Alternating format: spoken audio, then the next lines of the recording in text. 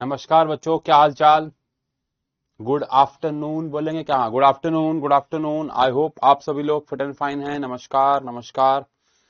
क्या हाल चाल है भाई? तो आप सभी को पता होगा कि आज, नमस्कार नमस्कार, आज आप सभी को पता है कि हमारी जो क्लास है वो एक एक्स्ट्रा क्लास है और इसमें हम इलेक्ट्रोकेमिस्ट्री का लेक्चर नंबर 3 लेने वाले हैं।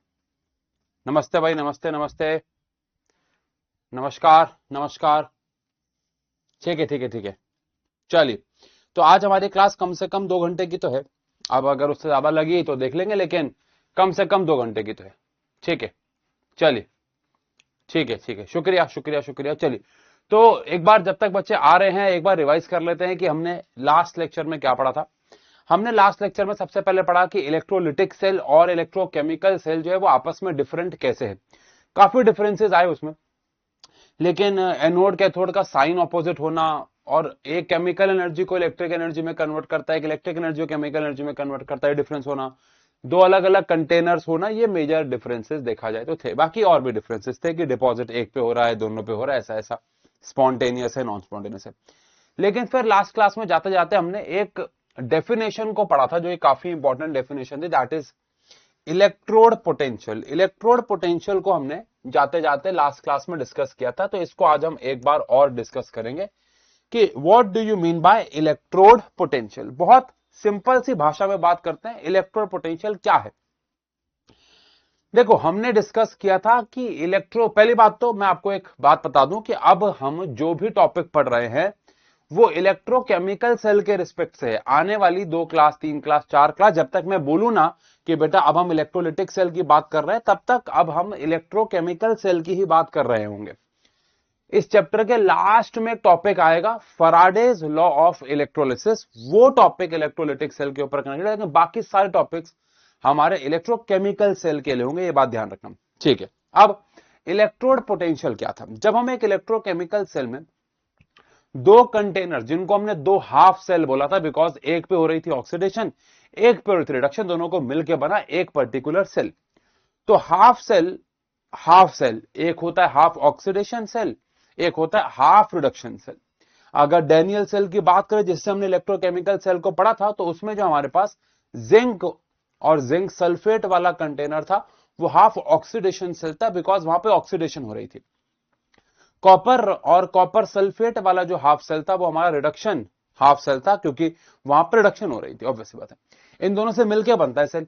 अब जब हम दो लोगों को, दो हाफ सेल्स को आपस में कनेक्ट करते हैं, जब हम दो हाफ सेल्स को आपस में कनेक्ट करते हैं, तो एक चाहता है इलेक्ट्रॉन देना और एक चाहता है इलेक्ट्रॉन लेना।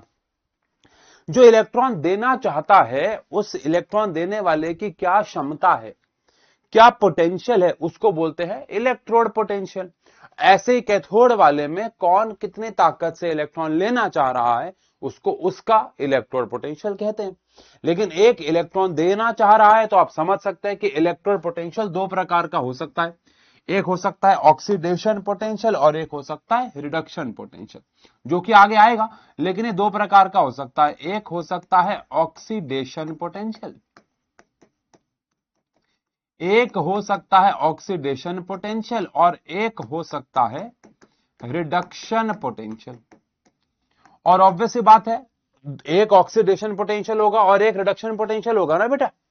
कैमरा कैमरा में फोकस, अच्छा अच्छा, एक सेकेंड एक सेकेंड, अब ठीक है, अब नहीं हिलेगा। शायद वो फोकस जो था ना कैमरा का, वो ऑटो पे हो गया था, जिसकी वजह से कभी वो मुझको फोकस कर रहा था, कभी वो स्क्रीन को फोकस कर रहा था। बट अब मैंने उसको मैनुअल कर दिया है, अब उसका फोकस स्क्रीन पर रहेगा। आपका भी अपना फोकस मैनुअल करना होगा, सिर्फ पढ़ाई पे रखनी होगी। क्या गहरी बात करी है मैंने। चलिए, अब हम यहां पे बात करते हैं इलेक्ट्रोड पोटेंशियल, जो कि दो प्रकार का हो गया ना, ऑक्सीडेशन और रिडक्शन। अब ये क्या होता है भाई? अच्छा, ट्रू या फॉल्स मुझे कमेंट सेक्शन में बताओ, ट्रू या फॉल्स, किसी भी इलेक्ट्रोकेमिकल सेल में एक की अगर ऑक्सीडेशन हो रही होगी तो दूसरे की रिडक्शन होगी ही होगी। ट्रू या फॉल्स? अरे बताओ, ट्रू या फॉल्स? अगर एक की ऑक्सीडेशन हो रही होगी तो दूसरे की रिडक्शन होगी ही होगी। ट्रू या फॉल्स? ट्रू या फॉल्स? ठीक है, ट्रू आ गया। ट्रू आ गया भाई। सबसे पहले ओम प्रकाश जी का ट्रू आया है। अनन्या का आ गया है, आशना का आ गया, अर्पित का आ गया, सारिका का आ गया, पूर्वा का आ गया और अब बहुत सारे बच्चों का आ गया। और ज्यादातर बच्चों का आंसर ट्रू आया है। ज्यादातर क्या, मुझे एक भी फॉल्स नजर नहीं आ रहा, एक भी फॉल्स नजर नहीं हाँ नहीं आ रहा है, नहीं आ रहा, एक आध आया था, एक आया था, लेकिन ठीक है, मेजरली बच्चों ने कहा है true, which is very good. Okay, because एक सेल बनेगा ही तभी जब कोई एक ऑक्सीडाइज हो रहा होगा और कोई रिड्यूस हो रहा होगा। ओके, तो इसलिए इलेक्ट्रोड पोटेंशियल दो प्रकार का है, ऑक्सीडेशन पोटेंशियल और रिडक्शन पोटेंशियल। ऑक्सीडेशन पोटेंशियल में साफ समझ में आ रहा है कि कोई इलेक्ट्रोड कितनी ताकत से, कितनी पोटेंशियल से, कितने क्षमता से इलेक्ट्रॉन देना चाह रहा है, और रिडक्शन का पोटेंशियल का मतलब हो गया कौन कितनी क्षमता से इलेक्ट्रॉन लेना चाह रहा है। ठीक है, लेकिन मुझे एक बात समझ में नहीं आई कि ये जो इलेक्ट्रोड की पोटेंशियल है, यानी ये जो इलेक्ट्रोड की इलेक्ट्रॉन देने या लेने की क्षमता है, ये ऑब्वियस सी बात है टेम्परेचर डिपेंडेंट होगी, कंसंट्रेशन डिपेंडेंट होगी, होगी ना, होगी ना। यानी कि अगर मैं आपको बोलूं कि ये जो इलेक्ट्रोड पोटेंशियल है ये टेम्परेचर डिपेंडेंट होगी, ये कंसंट्रेशन डिपेंडेंट होगी, ऑब्वियस सी बात है, बिल्कुल होनी चाहिए। और अगर ऐसा है कि ये टेम्परेचर डिपेंडेंट है, कंसंट्रेशन डिपेंडेंट है, तो आप अगर जिंक का ऑक्सीडेशन पोटेंशियल निकालोगे, आप अगर जिंक का ऑक्सीडेशन पोटेंशियल निकालोगे और लेट अस सपोज वो 0.74 वोल्ट आया, तो हो सकता है मैं अपने घर में अगर निकालूं, मैं अपनी लैब में अगर निकालूं, मैं अपने कमरे में अगर निकालूं, तो वो 0.64 आ जाए, क्योंकि आपने अलग टेम्परेचर पे काम किया हो सकता है, मैंने अलग टेम्परेचर पे काम किया हो सकता है, आपने अलग कंसंट्रेशन पे काम किया हो सकता है, मैंने अलग कंसंट्रेशन पे काम किया हो सकता है। इसका मतलब ये हो गया बेटा कि यहां पे लिखा हुआ है कि ये अमाउंट पे डिपेंड नहीं करता, अमाउंट अलग चीज है, कंसंट्रेशन अलग चीज है। आई होप आप सबको पता है, इंटेंसिव और एक्सटेंसिव प्रॉपर्टी हम लोगों ने 11th क्लास थर्मोडायनामिक्स में पढ़ा था। मास एक इंटेंसिव प्रॉपर्टी नहीं है, एक्सटेंसिव है क्योंकि वो क्वांटिटी पे डिपेंड करती है, लेकिन मोलैरिटी जो है वो एक इंटेंसिव प्रॉपर्टी है। मोलैरिटी अमाउंट पे डिपेंड नहीं करती, एक चम्मच में भी HCl 1 मोलर हो सकता है, एक बोतल में भी HCl 1 मोलर हो सकता है, एक पूरे कमरे में भी HCl 1 मोलर हो सकता है। तो कंसंट्रेशन जो है, मोलैरिटी जो है, ये एक इंटेंसिव प्रॉपर्टी है, यानी ये अमाउंट पे डिपेंड नहीं करती। ये मैं आपको बताना चाहूंगा क्योंकि यहां पे आपने पढ़ा होगा। लेकिन मैं ये कह रहा हूं कि जो इलेक्ट्रोड पोटेंशियल है वो टेम्परेचर पे डिपेंडेंट होगा ना।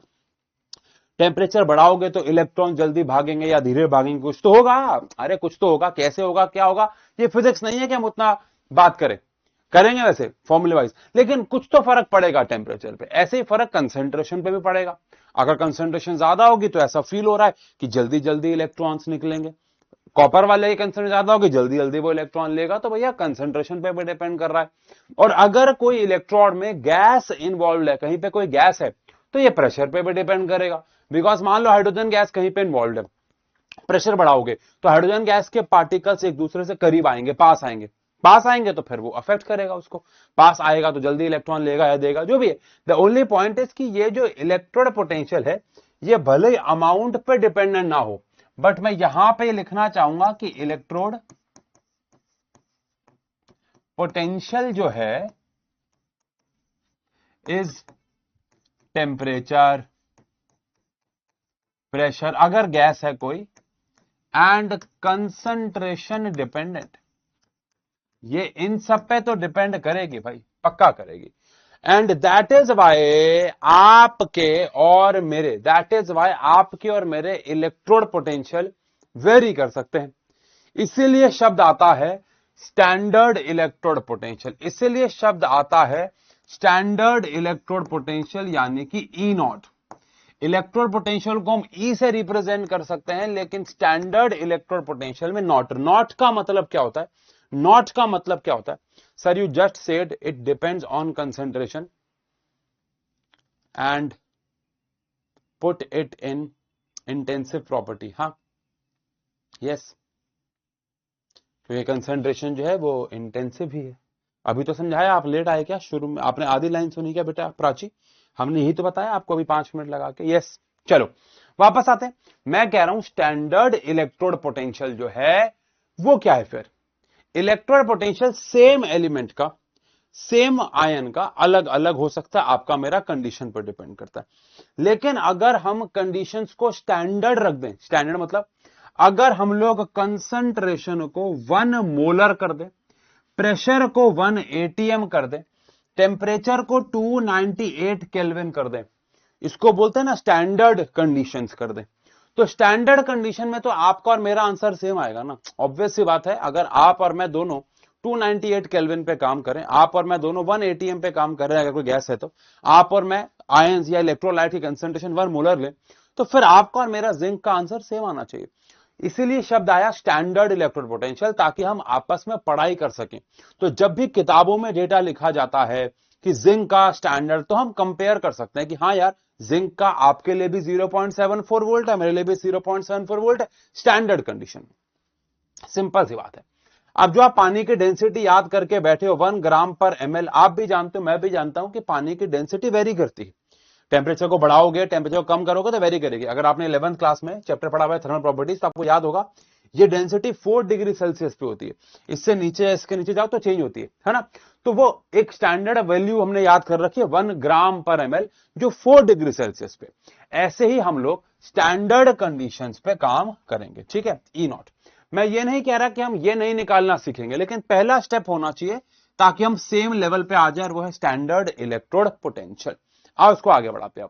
अब स्टैंडर्ड इलेक्ट्रोड पोटेंशियल निकालने से पहले मैं आपसे एक सवाल पूछूंगा, क्या ये और चीजों पर डिपेंड नहीं करता? और चीज जैसे आप बताओ, मैंने यहां पे लिखा है कि ये कंसंट्रेशन पे डिपेंड करता है, टेम्परेचर पे, प्रेशर पे, तो आप बताओ किस पे डिपेंड करना चाहिए?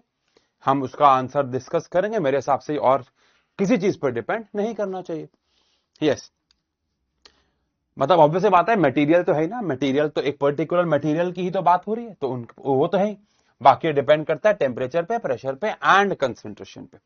मटेरियल तो है, ठीक है ना, और किसी चीज पे डिपेंड नहीं करता। चलिए, अब अगर बात करें कि स्टैंडर्ड इलेक्ट्रोड पोटेंशियल को हम थोड़ा सोचें तो कैसे कैलकुलेट करते होंगे, थोड़ा इमेजिन करना। देखो, ये वाली बात हम लोगों ने 11th क्लास में भी करी हुई है। मेरे पास यहां पे एक कंटेनर है जिसमें मैंने यहां पे जिंक सल्फेट को लिया हुआ है, और उसके अंदर मैंने यहां पे जिंक रॉड डाली हुई है, और यहां पे मैंने गैल्वेनोमीटर लगाया है, और यहां पे मैं कोई और कॉपर सल्फेट या कॉपर को कनेक्ट करने वाला हूं। अगर मैं यहां पे लेटर सपोज कर ही देता हूं, और मान लेते हैं मैं यहां पे कॉपर को कनेक्ट कर देता हूं, यहां पे कॉपर सल्फेट ले लेता हूं, यहां पे कॉपर मेटल ले लेता हूं, और इनके बीच में सॉल्ट ब्रिज लगा देता हूं, तो सर्किट कंप्लीट हो जाएगा। और यहां पे अगर मैं एक लेटर सपोज वोल्ट मीटर लगा देता हूं, या कोई भी वोल्टेज को नापने के लिए, पोटेंशियल डिफरेंस को नापने के लिए कुछ लगा देता हूं, और वो मुझे रीडिंग देता है, मान लेते हैं देता है 1.1 वोल्ट देता है, तो मेरा आप सबसे एक सवाल है कि ये जो 1.1 वोल्ट है, ये जो 1.1 वोल्ट है, क्या ये जिंक का है, क्या ये कॉपर का है, या फिर इनका मिला के? क्या ये जिंक वाले कंटेनर का है, क्या ये कॉपर वाले कंटेनर का है, या फिर ये दोनों का मिला के? हाँ जी, या फिर ये दोनों का मिला के? ठीक है, ठीक है, मिलाकर है, ऑब्वियस सी बात है, मिलाकर है। मिलाकर कैसे? जिंक इलेक्ट्रॉन को धक्का मारना चाहता है और कॉपर इलेक्ट्रॉन को खींचना चाहता है। अब अगर यहां पे एक बक्सा पड़ा हुआ है बेटा, और मैं बक्से को धक्का मार रहा हूं और आप वहां से बक्से को खींच रहे हैं, और बक्सा अगर हिल रहा है, तो ये दोनों के एफर्ट्स है, ये दोनों के एफर्ट्स है। बात समझ में आ गई ना? तो यहां से जिंक इलेक्ट्रॉन को धक्का मारता है, यहां से कॉपर खींचता है, तो जो इलेक्ट्रॉन का फ्लो हो रहा है उसमें जो पार्ट अदा कर रहे हैं वो दोनों ही अदा कर रहे हैं। तो ये 1.1 जो आ रहा है वो जिंक और कॉपर का मिला के आ रहा है। तो मेरा अब अगला सवाल आपसे ये है कि अगर ये 1.1 जिंक का और कॉपर का मिला के आ रहा है, तो अकेले जिंक का कैसे कैलकुलेट करें? मुझे बताइए, अगर ये 1.1 वोल्ट जिंक और कॉपर का मिला के आ रहा है, तो अकेले जिंक का या फिर अकेले कॉपर का कैसे कैलकुलेट किया जाए? ऑब्वियसली बात है, आप आंसर शी नहीं दे सकते, वो तो हमारा अगला टॉपिक है, जिसको पता है, मतलब वो शी तो नहीं दे सकता। विदाउट यूजिंग शी आपको बताना है कि how we can calculate electrode potential of half cell. बताइए। आंसर है, एक बच्चा कह रहा है डिवाइड बाय 2 कर दो। बेटा डिवाइड बाय 2 कैसे कर दे? ये कैसे पता कि दोनों बराबर ताकत लगा रहे हैं? अगर हम एक बक्से को धकेल रहे हैं, तो ये कैसे पता कि आप और मैं बराबर ताकत लगा रहे हैं? हाँ ना, गलत है ये तो। ठीक है, ठीक है, नहीं नहीं, जो आंसर में शी लिख रहा है मैं उसके आंसर को पढ़ूंगा ही नहीं। ठीक है, नहीं नहीं नहीं, इसमें से कॉपर का माइनस कर दो। बट बेटा कॉपर के बारे में तो आपको पता ही नहीं है ना, आपको कैसे पता कॉपर का क्या है? है ना। आपको कैसे पता कि कॉपर का क्या है? ठीक है, ठीक है। हाँ, ऐसा कोई भी ले आओ जिसका पोटेंशियल पता हो। अरे नहीं पता ना, हमें पता ही नहीं है। कैसी बातें कर रहे हो बाबू, ये पहला सेल है जो इलेक्ट्रोकेमिकल सेल आपके सामने आया। हमें नहीं पता किसी भी एलिमेंट का, ये तो आपके सामने आया। In short we can not calculate potential of half cells like this. At least हम लोग इलेक्ट्रोड पोटेंशियल कैलकुलेट नहीं कर सकते हाफ सेल का। लेकिन यहां पे तो एक टेबल बनी हुई है, यहां पे तो इनके पोटेंशियल लिखे हुए हैं। फिर यहां पे आप देख सकते हैं निकल का लिखा हुआ, आयरन का लिखा हुआ है, क्रोमियम का लिखा हुआ है, जिंक का, और भी थे नीचे, वो तो स्क्रीनशॉट ही मैंने इतना लिया, एनसीईआरटी का स्क्रीनशॉट है। सिल्वर का लिखा हुआ है, कॉपर का लिखा हुआ है, आयोडीन का लिखा हुआ है, ऑक्सीजन का लिखा हुआ है, आयरन +3 का लिखा हुआ है। ये कैसे लिखे हुए फिर? तो यहां पे आता है बेटा standard hydrogen electrode. Standard hydrogen electrode, she की फुल फॉर्म हमारे पास क्या है बेटा? स्टैंडर्ड, ये आपने 11th में पढ़ा हुआ, स्टैंडर्ड हाइड्रोजन इलेक्ट्रोड। इलेक्ट्रोड, ठीक है।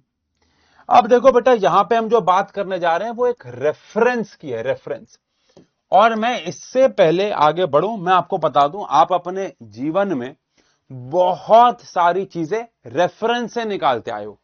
अभी जो घड़ी में टाइम हो रहा है 4:21, ये 4:21 एक रेफरेंस टाइम है। कैसे? ये 4:21 एक रेफरेंस टाइम कैसे? हमने पहले सुबह किसी टाइम को 12 बजे माना, उस 12 बजे से अब तक 4.5 घंटे लगभग बीत चुके हैं, उस हिसाब से अभी 4:21 हुए, 4:21 हुए। तो आपने पहले 12 बजे को एक रेफरेंस माना, एक रेफरेंस माना। आज हम साल 2026 में बैठे हुए हैं, लेकिन ये साल 2026 क्या है? तो आंसर है किसी एक साल को 0 से मान के शुरुआत की गई, तब आज साल 2026 आया हुआ है। तो ये एक रेफरेंस है बेटा, ये एक रेफरेंस है। आज हमारी तारीख क्या है? तारीख क्या है? 17 तारीख है, 17 तारीख है, 17 मई है। ये 17 कैसे? इससे पहले हमारे पास 1 मई आया ना, हमने कहा ना कि अगला महीना शुरू हो गया। तो ये रेफरेंस है बेटा। द ओनली पॉइंट इज कि हम जो भी चीजें कैलकुलेट करते आ रहे हैं, ये सब रेफरेंस के हिसाब से कैलकुलेट करते आ रहे हैं। बहुत सारी चीजें और है, सबका क्या नाम लूं मैं। तो यहां पे भी आपको समझना होगा कि स्टैंडर्ड हाइड्रोजन इलेक्ट्रोड एक रेफरेंस इलेक्ट्रोड है। कैसे? हमने क्या किया, हमने ना यहां पे हाइड्रोजन का एक इलेक्ट्रोड बनाया। हाइड्रोजन का इलेक्ट्रोड का मतलब होता है कि हमने यहां पे एक हाइड्रोजन गैस ली, हमने यहां पे हाइड्रोजन गैस ली और उसी का इलेक्ट्रोड बनाया, उसी के सॉल्यूशन का इलेक्ट्रोड बनाया H+। अब इसका जो इलेक्ट्रोड था, इसके पोटेंशियल को हमने, स्टैंडर्ड पोटेंशियल को हमने 0 मान लिया। सुनो, we cannot calculate electrode potential या फिर standard electrode potential of any half cell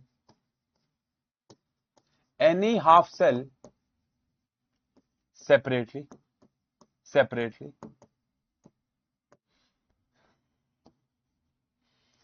We assumed hydrogen electrode in standard conditions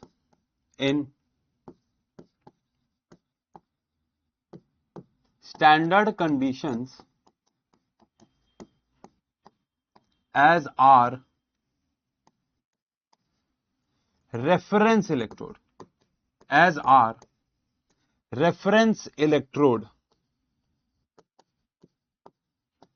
called She, यानी कि standard hydrogen electrode. We assumed standard electrode potential यानी कि E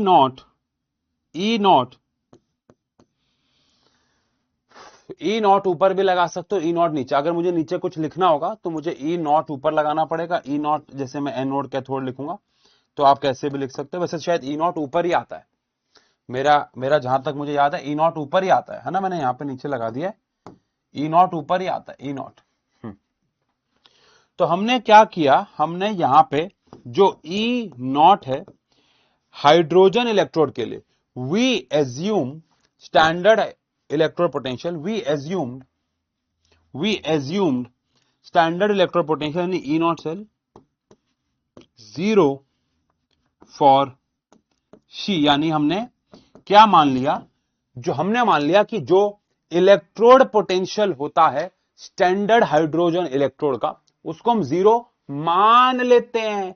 ये 0 होता नहीं है, 0 मान लेते हैं, ये 0 होता नहीं है, इसको 0 मान लेते हैं। अब इससे क्या होगा, अगर मैंने इसको 0 मान लिया तो उससे क्या होगा, यहां पे मैंने एक जिंक का इलेक्ट्रोड लगाया और साथ में मैंने जिंक सल्फेट ले लिया, मैंने इनको कनेक्ट किया, कनेक्ट करने पे यहां पे जो रीडिंग आ गई वो 0.74 वोल्ट आई। ठीक है, अब प्रैक्टिकली स्पीकिंग ये 0.74 वोल्ट जिंक और हाइड्रोजन की मिला के होगी, लेकिन हाइड्रोजन की ई नॉट वैल्यू को मैं 0 मान चुका हूं। अब अगर हाइड्रोजन की ई नॉट वैल्यू को मैं 0 मान चुका हूं तो ये जो 0.74 आ गया ये जिंक के लिए आ गया। ऐसे ही मैंने क्या किया, मैंने मतलब मैं कौन होता हूं करने वाला, ऐसे हमने क्या किया बेटा, हमने यहां पे कॉपर को कनेक्ट कर दिया, कॉपर को कनेक्ट किया तो भैया यहां पे कुछ रीडिंग आई, मान लेते हैं कॉपर को कनेक्ट करने पे यहां पे रीडिंग -0.34 आई। माइनस और प्लस का मतलब क्या मैं बात करूंगा अभी, माइनस और प्लस का मतलब क्या बात करूंगा, लेकिन मान लेते हैं -0.34 आ गई। तो ये 0.34 है माइनस की, ये वैसे तो कॉपर और हाइड्रोजन की मिला के आई है, लेकिन क्योंकि हाइड्रोजन की हमने 0 मानी हुई है तो ये कॉपर की हो गई। ऐसे हमने क्या किया, एक एक करके स्टैंडर्ड हाइड्रोजन इलेक्ट्रोड के सामने अलग अलग हाफ सेल्स को लगाया और देखा कि क्या रीडिंग आ रही है, और वही रीडिंग हमने उनकी भी मान ली, कंसीडर कर ली। अब आप में से कुछ बच्चे, मतलब कुछ बच्चे तो नहीं कहूंगा, कुछ नैरो माइंडेड बच्चे, नैरो माइंडेड मतलब जो साइंस को पढ़ने के लिए ब्रॉड माइंड नहीं रखते, उनको इससे प्रॉब्लम हो सकती है। तो जिनको भी इससे प्रॉब्लम है तो मेरा आपसे बड़ा प्यारा सा सवाल है, तो आप हमें बताओ हाउ टू कैलकुलेट। जैसे रोहन राजपूत जी कह रहे हैं ये तो अनफेयर है रोहन राजपूत जी कह रहे हैं ये तो अनफेयर है, तो रोहन राजपूत जी के हिसाब से अभी जो टाइम हो रहा है, क्या हो रहा है, 4:28, ये भी अनफेयर हुआ। रोहन राजपूत जी के हिसाब से उनके पर्स में जो 500 रुपए का नोट पड़ा हुआ है वो भी अनफेयर है, क्योंकि उसको भी 500 रुपए की वैल्यू का माना गया है। आप सब जानते हैं उसकी एग्जैक्ट वैल्यू पेपर की उस सब की 500 रुपए नहीं है। रोहन के हिसाब से आज जो साल चल रहा है 2026, ये भी अनफेयर है। रोहन के हिसाब से हम इसे टी शर्ट कहते हैं, यह भी अनफेयर है, क्योंकि यह भी एक एज्जम्पशन है, यह एक नाम रखा गया है। रोहन के हिसाब से बहुत सारी चीजें अनफेयर हो जाएंगी। समझ गए आप मेरे बच्चे? Yes, yes. The only point is कि ऐसे तो बहुत सारी चीजें अनफेयर है, और सिर्फ अनफेयर बोलने से कुछ नहीं होता है, आपको बताना पड़ेगा कि फिर फेयर क्या है, आपको बताना पड़ेगा कि फिर क्या करें, आपको यह बताना पड़ेगा कि ये क्या करे फिर। अगर आप ये बता सकते हो कि ये क्या करें तो हम कहेंगे कि रोहन जिंदाबाद है, लेकिन अभी रोहन गलत कह रहा है। ठीक है, पता ये रोहन या बाकी बच्चे जो अनफेयर कह रहे हैं, वैसे मैंने स्क्रीन पे देखा नहीं कि ज्यादा बच्चे अनफेयर कह रहे थे, 2-4 बच्चे कह रहे थे। हाँ जी। वरुण चौधरी जी कह रहे हैं कि कैलकुलेट ही ना करें वरुण चौधरी आप एक गलत क्लास में आ चुके हैं मुझे लग रहा है। आज आपको मैं बता दूं हमारी साइंस में 12th साइंस के बैच की केमिस्ट्री की क्लास है आज। ह्यूमैनिटीज को हम 12th वाले बच्चों को नहीं पढ़ाते हैं। हाँ जी, बताइए बताइए।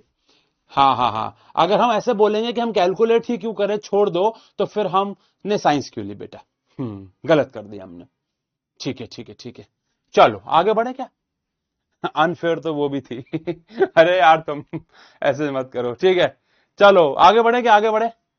चलो मैंने इसके ऊपर थोड़ा सा आपसे बात करता हूं, मैं इसके ऊपर थोड़ी सी आप सबसे बात करता हूं कि ये एक्चुअली में हो सकता है कुछ बच्चों को अटपटा लग रहा हो, अजीब लग रहा हो, बट आप ना थोड़ा ऐसे नहीं सोच रहे कि ये एक रिमार्केबल सॉल्यूशन है। इससे अच्छा कोई सॉल्यूशन ही नहीं है हमारे पास, because we can never ever calculate electrode potential of any half cell. But मुझे कंपेयर तो करना है इनकी पोटेंशियल को। सर मुझे कंपेयर करना ही क्यों है? मुझे इसलिए कंपेयर करना है क्योंकि मैं आगे जाके इस टेबल की मदद से किसी भी सेल का पोटेंशियल यानी कि क्षमता को कैलकुलेट करूंगा। और वो क्षमता मुझे, यार एक बात बताओ, ऐसे अगर मैं आपको बोलूं कि वर्ल्ड स्ट्रॉन्गेस्ट मैन के कंपटीशन कैसे होते हैं, वर्ल्ड स्ट्रॉन्गेस्ट मैन के कंपटीशन ऐसे होते हैं कि उनसे अलग अलग टास्क करवाए जाते हैं। उनसे आपने देखा होगा पत्थर की बॉल उठवाई जाती है, ऐसे मिट्टी के बैग ऐसे एक पोल के ऊपर से पार करवाए जाते हैं, ऐसे करके दो लकड़ी के वो पकड़वाए जाते हैं। आप मुझे एक सिंपल सा लॉजिक दो, क्या सिर्फ वही पैरामीटर हो सकते हैं किसी इंसान के स्ट्रांगनेस को नापने के? क्या पता किसी की कोई एक मसल स्ट्रांग हो दूसरी ना हो, बट नापा तो सारे पैरामीटर्स पे जाएगा ना। पर आप फिर कहेंगे कि ये तो अनफेयर है। अरे तो भाई फेयर क्या है? फिर तो या तो वर्ल्ड स्ट्रॉन्गेस्ट मैन का कंपटीशन बंद कर दो। But the only option left is कि यही कुछ एजम्पशन है, इसके हिसाब से दुनिया चली आ रही है। कोई मुझे कहता है कि एग्जाम्स को बंद कर देना चाहिए बिकॉज आजकल बड़े अनफेयर एग्जाम्स हो रहे हैं। वाह क्या गहरी बात उठी है। कोई बच्चे कहते हैं कि हमें ना एग्जाम्स को बंद कर देना चाहिए क्योंकि बहुत अनफेयर एग्जाम्स हो रहे हैं। तो मैंने कहा बेटा सॉल्यूशन ये नहीं है कि एग्जाम को बंद कर देंगे। एग्जाम को बंद कर देंगे तो कैसे जज करेंगे? लल्लू बच्चे के तो मजे आ गए ना। लल्लू बच्चा तो बहती गंगा में हाथ धो गया, वो तो कहेगा बढ़िया है। तो फिर कैसे जज करेंगे कि किसको इस कॉलेज में एडमिशन मिलना चाहिए, किसको नहीं मिलना चाहिए? फिर तो कोई भी आएगा, पैसे देगा और एडमिशन ले लेगा। ये हुआ अनफेयर, ना कि ये हुआ अनफेयर कि एग्जाम ही मत लो बेटा। खैर चलो, ये तो बहुत बड़ा डिस्कशन है, ये तो हम कहीं और डायरेक्शन में चले गए। बट द पॉइंट इज हमें किसी एक, हाँ आपका सवाल शायद ये हो सकता था, आपका सवाल शायद ये हो सकता था कि हमने हाइड्रोजन को क्यों चुना, ये आपका सवाल हो सकता था। तो उसका जवाब हमारे पास है। उसका जवाब हमारे पास ये है कि हाइड्रोजन बहुत कम ऐसे एलिमेंट्स में से है जो ऑक्सीडाइज भी हो जाता है और रिड्यूस भी हो जाता है, जो सामने वाले बैठे के साथ इजीली इलेक्ट्रॉन लेने का भी काम कर सकता है, देने का भी काम कर सकता है। वहीं पे सोडियम ऐसा नहीं कर सकता, वहीं पे फ्लोरीन ऐसा नहीं कर सकता। फ्लोरीन सिर्फ लेने में माहिर है इलेक्ट्रॉन, सोडियम सिर्फ इलेक्ट्रॉन देने में माहिर है। तो हमें ऐसा कोई चाहिए था जो बीच में आता हो, हाइड्रोजन, जो इलेक्ट्रॉन, आपको पता है ये बहुत सारे मेटल्स की प्रॉपर्टीज भी शो करता है, ये बहुत सारे नॉन मेटल्स की भी शो करता है। सो इसीलिए हमने किसको चुना? हाइड्रोजन को चुना। ये एक अच्छा सवाल हो सकता था, इंस्टेड ऑफ ये कि ये तो अनफेयर है। ये सबसे फेयर बात है, किसी के पोटेंशियल को जीरो मान के बाकियों का कैलकुलेट किया। लेकिन अब मेरे मन में जो एक सवाल खटक रहा है वो ये है कि कुछ का पॉजिटिव क्यों है, कुछ का नेगेटिव क्यों है। उसके लिए आपको थोड़ा सा पहले कुछ और बात समझनी होगी। वो क्या है? देखो, सबसे पहले यहां पे हमारा स्टैंडर्ड हाइड्रोजन इलेक्ट्रोड का कंसेप्ट खत्म होता है। और इसके लिए मैं क्या करता हूं ना, ऐसा करता हूं, अरे बाप रे बाप, हाँ, इसके लिए मैं क्या करता हूं, इसको थोड़ा सा छोटा करके यहां पे शिफ्ट करते हैं ताकि मैं ना यहां पे आपको एक बात समझा सकूं। ठीक है, क्या बात समझा सकूं? देखो, ये एक इंपॉर्टेंट कंसेप्ट करने जा रहे हैं हम, थोड़ा ध्यान देना बेटा इधर, ठीक है? सही बच्चे। अगर कहीं पे लिखा हुआ है ई नॉट जिंक +2 से जिंक, या एग्जैक्ट वैल्यूज लेते हैं, ठीक है, एग्जैक्ट वैल्यूज लेते हैं, 7-6 है, ठीक है। कहीं पे लिखा है, मान लो ई नॉट जिंक +2 से जिंक -0.76 वोल्ट। तो आपको क्या क्या बातें ध्यान में रखनी है? ध्यान में रखनी है, पहली बात, ये जो पोटेंशियल है ये हाइड्रोजन के रिस्पेक्ट में नापा गया होगा, यानी हमने जिंक को हाइड्रोजन के साथ कनेक्ट किया गया होगा और उसके सामने पोटेंशियल आएगा। बट आपको यह भी देखना है कि ये कौन सा पोटेंशियल है। देखो यहां पे लिख रखा है जिंक +2 से जिंक, जिसका मतलब है ये एक रिडक्शन पोटेंशियल है। आई रिपीट, जिंक +2 से जिंक, रिडक्शन पोटेंशियल। और अगर ये रिडक्शन पोटेंशियल माइनस में है, इसका मतलब है कि हाइड्रोजन के साथ जब जिंक को कनेक्ट किया गया होगा तो वो रिड्यूस नहीं, वो ऑक्सीडाइज हुआ होगा। माइनस का मतलब समझ रहे हो? रिडक्शन पोटेंशियल माइनस का होने का मतलब है कि एक्चुअली में वो ऑक्सीडाइज हुआ है। अब अगर मैं इसको देखो उल्टा करके लिखूं, अगर मैं यहां पे लिख दूं ई नॉट जिंक से जिंक +2, अगर मैं उल्टा करके लिख दूंगा तो यहां पे 0.76 वोल्ट आया होगा। यानी कि ये जो है जिंक जो है वो हाइड्रोजन के सामने ऑक्सीडाइज हुआ है, क्योंकि उसका ऑक्सीडेशन पोटेंशियल पॉजिटिव है और रिडक्शन पोटेंशियल नेगेटिव है। अच्छा, वहीं पे देखो एक और एलिमेंट लेते हैं, ये सब याद नहीं करना आपको। यहां पे कॉपर लेते हैं, कॉपर की वैल्यू अगर हम देखें, ये याद नहीं करनी है आपको, ऑब्वियस सी बात है। ई नॉट कॉपर +2 से कॉपर आपको दे रखा है 0.34 वोल्ट। यानी कि जब हमने कॉपर इलेक्ट्रोड को हाइड्रोजन स्टैंडर्ड हाइड्रोजन इलेक्ट्रोड से कनेक्ट किया होगा तो वहां पे रीडिंग 0.34 वोल्ट आई होगी, जिसका सीधा सीधा मतलब यह है कि कॉपर की जो रीडिंग, कॉपर जो हाइड्रोजन के सामने वो रिड्यूस हुआ होगा।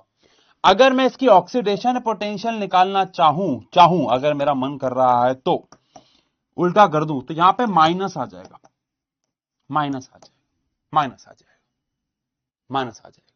ठीक है, ठीक है, माइनस आ जाएगा। यानी कि यहां पे आप क्या क्या बातें सीखे कि अगर आपको किसी का रिडक्शन पोटेंशियल दे रखा है तो माइनस साइन का प्लस कर दोगे या प्लस साइन का माइनस कर दोगे तो उसका ऑक्सीडेशन पोटेंशियल आ जाएगा।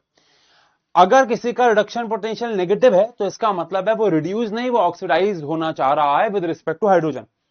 किसी का रिडक्शन पोटेंशियल पॉजिटिव है तो मतलब है वो हाइड्रोजन के सामने रिड्यूस ही होना चाह रहा है। आपस में कंपेयर करें। अच्छा, अब ये एनसीईआरटी की टेबल है जिसके ऊपर भी और एलिमेंट्स है, नीचे भी और आयंस और एलिमेंट्स है। मैंने आधा स्क्रीनशॉट लिया बिकॉज पूरे का काम नहीं है। अब अगर आप इस टेबल को ध्यान से देखेंगे तो हमें एनसीईआरटी ने रिडक्शन पोटेंशियल दे रखा है या ऑक्सीडेशन पोटेंशियल दे रखा है? सबका। तो आंसर है हमें एनसीईआरटी ने सबका स्टैंडर्ड रिडक्शन पोटेंशियल दे रखा है। कैसे? सब में देखो इलेक्ट्रॉन्स ऐड हो रहे हैं, सब में देखो आप इलेक्ट्रॉन्स ऐड हो रहे हैं, ऐड हो रहे हैं, ऐड हो रहे हैं, ऐड हो रहे हैं, ऐड हो रहे हैं, ऐड हो रहे हैं, सब में इलेक्ट्रॉन्स ऐड हो रहे हैं, तो सबका रिडक्शन पोटेंशियल गिवन है। आपको अगर किसी क्वेश्चन में, वैसे तो जरूरत नहीं पड़ेगी, बट अगर आपको किसी क्वेश्चन में ऑक्सीडेशन पोटेंशियल की जरूरत होगी तो आप इनके साइन उल्टे कर दोगे। अगर इनका रिडक्शन पोटेंशियल नेगेटिव में है इनका, तो इसका मतलब है जब हमने इन सब को हाइड्रोजन के साथ कनेक्ट किया होगा तो ये ऑक्सीडाइज हुए होंगे, और होना भी चाहिए क्योंकि ये सारे के सारे मेटल्स हैं। ऊपर अगर हम देखें तो जब हमने इनको हाइड्रोजन के साथ कनेक्ट किया होगा तो ये रिड्यूस हुए होंगे। देखा जाए तो होना भी चाहिए बिकॉज ये सारे नॉन मेटल है, एक आध को छोड़ के, जैसे कॉपर, या फिर एक आध मेटल का आयन है जैसे आयरन +3। इसके ऊपर आप एनसीईआरटी की टेबल देखोगे तो आपको क्लोरीन, फ्लोरीन, ब्रोमीन वो सब भी मिलेंगे। कहने का मतलब बेटा सिर्फ ये है कि ये टेबल आपको याद नहीं करनी है, ये टेबल आपको बता रहे हैं कि हाइड्रोजन के साथ जब सबको एक एक करके कनेक्ट किया तो क्या क्या वैल्यूज आई। अब इस टेबल से हम क्या क्या सीख सकते हैं? क्या क्या सीख सकते हैं? हम ये सीख सकते हैं कि जितना ऊपर जा रहे हो, जितना ऊपर जा रहे हो उतना आसानी से ये रिड्यूस हो रहा है, जितना ऊपर जा रहे हो उतनी आसानी से ये रिड्यूस हो रहा है। यानी कि ये सारे जितनी आसानी से, जो जितना ज्यादा ऊपर होगा उतनी आसानी से वो रिड्यूस होगा, जो जितना ज्यादा नीचे होगा उतनी आसानी से वो ऑक्सीडाइज होगा। सही है? ये तो समझ गए ना। तो इस टेबल से हम क्या क्या सीख सकते हैं? देखो, इस टेबल को मैं छोटा कर देता हूं। इस टेबल से हम बहुत सारी बातें सीखने वाले हैं। पहली बात, ट्रू फॉल्स खेलेंगे। ये मैं जो आपके साथ खेलने जा रहा हूं कोई नहीं खेलेगा बेटा। हमें 15 मिनट लग सकते हैं इस पूरे ट्रू फॉल्स में, लेकिन अगर आपने इस 15 मिनट में अपना पेशेंस दिखाया, मेरी बात को सुना, उसके बाद डाउट लिए बेटा, तो हम आगे बढ़ेंगे। ठीक है? ठीक है, चलो। चलो, ठीक है, ठीक है, ठीक है। पहला ट्रू फॉल्स में पहला, अगर मैं यहां से ऊपर जाऊं, इस टेबल में ऊपर की तरफ जाऊं, तो रिडक्शन पोटेंशियल पॉजिटिव हो रहा है। इसका मतलब है ऊपर की तरफ जाने से कोई सब्सटेंस कितना रिड्यूस हो रहा है उसकी क्षमता बढ़ेगी, यानी ऊपर जाते वक्त रिडक्शन जो है वो इजी हो जाएगा। रिडक्शन इज इजी ऊपर जाते वक्त। बताओ ट्रू या फॉल्स? ऊपर जाते वक्त रिडक्शन इजी हो जाएगा। बताओ ट्रू या फॉल्स? ठीक है, ठीक है, ठीक है। और ऑब्वियसली बात है, इसमें तो मैं ट्रू फॉल्स पूछूंगा भी नहीं आपसे। नीचे आते वक्त जो ऑक्सीडेशन है वो इजी हो जाएगा। Oxidation is easy. इसमें तो मैं ट्रू फॉल्स पूछ भी नहीं रहा आपसे। ठीक है, अगला सवाल सुनो ध्यान से। अगर कोई ऊपर है, किसी एलिमेंट से, किसी आयन से ऊपर है, तो जो ऊपर होगा, क्योंकि ऊपर जाने से रिडक्शन हो रही है, रिडक्शन हो रही है, तो ऊपर जाने से, ऊपर जाने से वो एक अच्छा ऑक्सीडाइजिंग एजेंट होगा। बिकॉज जिसकी रिडक्शन हो रही होती है वो एक अच्छा ऑक्सीडाइजिंग एजेंट होता है। तो अगर ऊपर जाने से रिडक्शन इजी हो रही है, तो यह भी लिखा जा सकता है कि नहीं, बताओ ट्रू या फॉल्स, कि वो बेटर ऑक्सीडाइजिंग एजेंट बन रहा होगा। बताओ, वो बेटर ऑक्सीडाइजिंग एजेंट बन रहा होगा। बताओ ट्रू या फॉल्स। क्योंकि हमने पढ़ा है कि जिसकी रिडक्शन हो रही होती है वो एक ऑक्सीडाइजिंग एजेंट हो रहा होता है। तो ऊपर जाते वक्त जो बेहतर तरीके से रिडक्शन हो रही है तो वो बेटर ऑक्सीडाइजिंग एजेंट बन जाएगा। ठीक है, और मुझे लगता है, ठीक है, ठीक है, और मुझे लगता है कि आप इसका भी काउंटर आंसर सही देंगे। क्या काउंटर, अच्छा, क्या काउंटर आंसर सही देंगे भाई? अगर ऑक्सीडेशन ऊपर जाते वक्त इजी हो रही है तो वो बेटर रिड्यूसिंग एजेंट बन रहा होगा। बेटर रिड्यूसिंग एजेंट बन रहा होगा। सही है, सही है, ठीक है। तो अब आपके सामने टेबल है और टेबल देख के मुझे क्वेश्चन का आंसर चाहिए। ठीक है, चलो ठीक है, टेबल देख के मुझे क्वेश्चन का आंसर चाहिए। अगर टेबल दिख रही है तो निकल और जिंक में कौन ज्यादा अच्छा ऑक्सीडाइजिंग एजेंट है? निकल और जिंक में कौन ज्यादा अच्छा ऑक्सीडाइजिंग एजेंट? कौन ज्यादा अच्छा ऑक्सीडाइजिंग एजेंट? हाँ, ठीक है, ठीक है, ठीक है, ठीक है। ऑब्वियस बात है बेटा, यहां पे लिखा हुआ है जितना ऊपर जाएंगे रिडक्शन पोटेंशियल जो है वो ज्यादा हो रहा है, जिसकी वजह से वो बेहतर अच्छे तरीके से रिडक्शन करेगा, बेटर ऑक्सीडाइजिंग एजेंट होगा। तो आंसर है निकल जो है वो एक बेटर ऑक्सीडाइजिंग एजेंट होना चाहिए था। तो निकल आंसर होना चाहिए था। अब जिसने भी जिंक दिया है, जो कि 10% बच्चे हैं, उनका गलत हो गया। ठीक है, अगला सवाल, अगला सवाल। क्रोमियम और कॉपर, क्रोमियम और आयोडीन लेते हैं। चलो, क्रोमियम और आयोडीन, इनमें अगर दोनों को साथ कनेक्ट किया जाएगा, अब एक प्यारा सवाल आ रहा है, थोड़ा दिमाग लगाना है। अगर क्रोमियम और आयोडीन को साथ कनेक्ट किया जाएगा तो इसमें से एनोड कौन बनेगा? एनोड। अगर क्रोमियम और आयोडीन को साथ कनेक्ट किया जाएगा तो इनमें से एनोड कौन बनेगा? ऑब्वियस बात है, जो एनोड बनेगा उसका अगला कैथोड बनेगा। लेकिन मेरा सवाल सिर्फ एनोड पे है।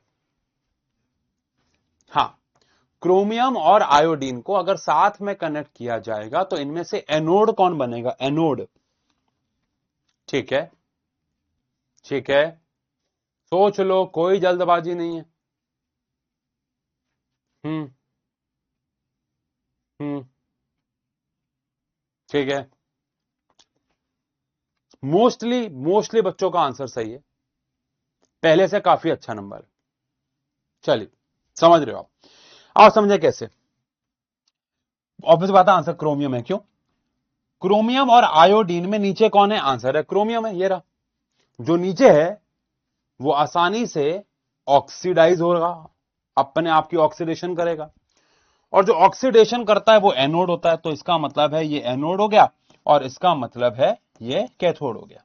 सिंपल है, अरे सिंपल है।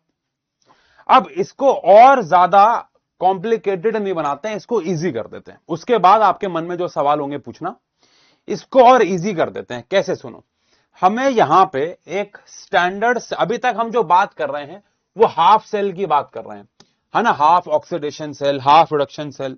लेकिन अब हम पूरे के पूरे सेल की बात करने वाले हैं, जिसको हम बोलने वाले हैं ई नॉट सेल। और बेटा मैं ईमानदारी से कह रहा हूं, यहां से चीजें थोड़ा इंपॉर्टेंट, काफी इंपॉर्टेंट होना शुरू हो जाती हैं, क्योंकि यहां से चीजें पेपर में आना शुरू हो जाएंगी।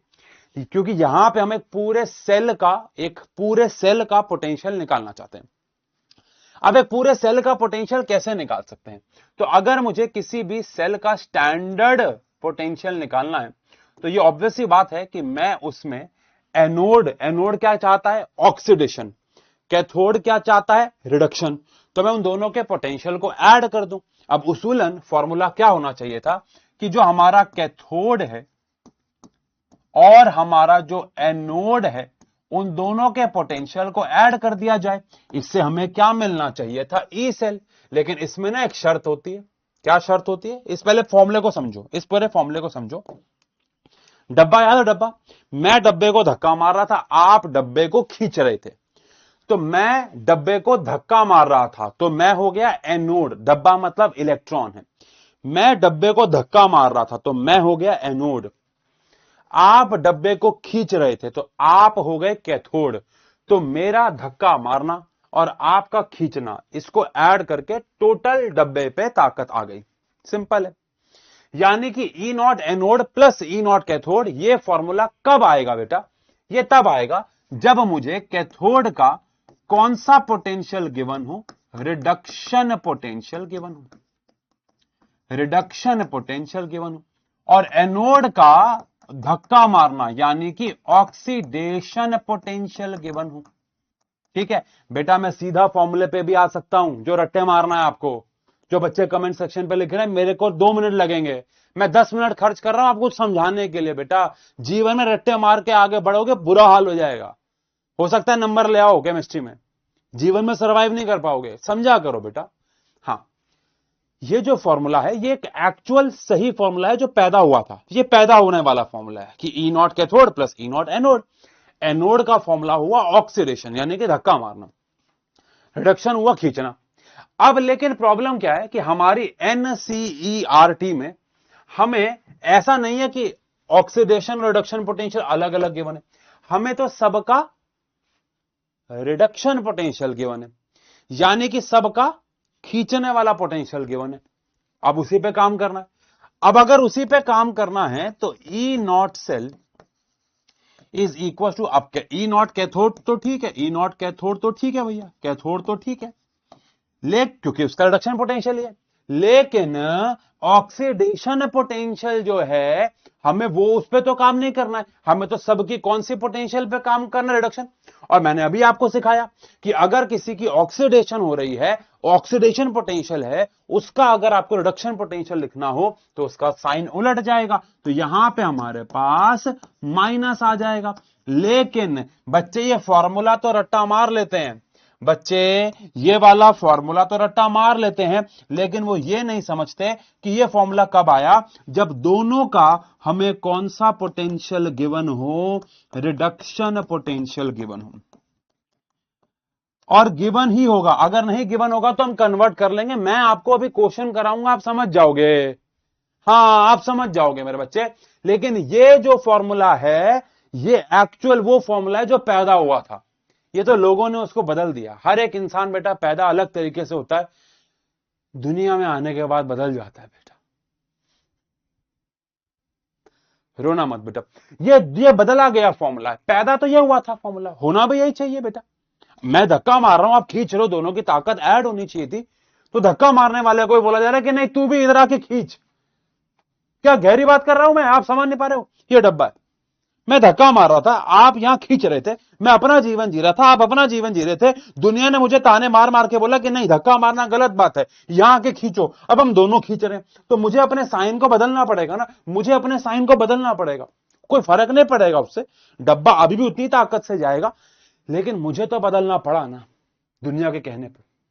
क्या करे बेटा, यही दुनिया। रोना नहीं बेटा कुछ बच्चे प्लीज, लेकिन ये फॉर्मूला आपको याद करना, ये फॉर्मूला आपको याद करना। हाँ ठीक है ठीक है ठीक। Villains are not born, they are made. Yes yes, बिल्कुल सही बात है। अच्छा, अब कोई होशियार बच्चा, अब आप समझ गए ना, होशियार बच्चा समझ रहा होगा ऐसे तीसरा भी एक फॉर्मूला हो सकता है, मैं हटा दूंगा उसको, आप कंफ्यूज ही हो गए। अब आप होशियार बच्चा सोच रहा होगा कि इसका तो तीसरा कोई फॉर्मूला भी हो सकता है। कैसे? अगर हमने दोनों का रिडक्शन पोटेंशियल लिया है, ऐसे हम दोनों का ऑक्सीडेशन पोटेंशियल भी ले सकते थे। अगर हम दोनों का ऑक्सीडेशन पोटेंशियल लेते तो यहां पे उधर नेगेटिव आता, यानी minus of E naught cathode और plus of E naught anode आता, यानी कि E naught anode minus E naught cathode होता। कब? जब दोनों का कौन सा पोटेंशियल गिवन होता? ऑक्सीडेशन। अब लल्लू बच्चा कहेगा ये तीन अलग अलग फॉर्मूले, होशियार बच्चा कहेगा सब सेम है, सब सेम है। लेकिन सेम तो है, लेकिन आपको याद ये वाला रखना है, क्योंकि हमारी एनसीईआरटी ने ये याद किया हुआ है। इसलिए जब मैंने ऊपर वाला फॉर्मूला लिखा था तो कुछ बच्चे कह रहे थे कि नहीं सर, नहीं सर, नहीं सर, बीच में माइनस आएगा सर। वो इसलिए कह रहे थे क्योंकि उन्होंने पढ़ा ही एक फॉर्मूला है, बट एक्चुअली में आपको समझना होगा ये कहां से आया। आओ इसके ऊपर कुछ क्वेश्चन करते हैं, फिर बात करेंगे। लेकिन अगर आपके मन में कोई सवाल चल रहा है तो पूछ लीजिए, आपके मन में कोई सवाल चल रहा है तो पूछ लीजिए। इसके ऊपर अभी कुछ क्वेश्चंस कराऊंगा, आप समझ जाओगे, ठीक है? लेकिन कोई सवाल चल रहा है तो पूछ लीजिए। हाँ जी, बताइए। आयोडीन? अरे इतनी लेट लेट आंसर कैसे आ रहे हैं? हम्म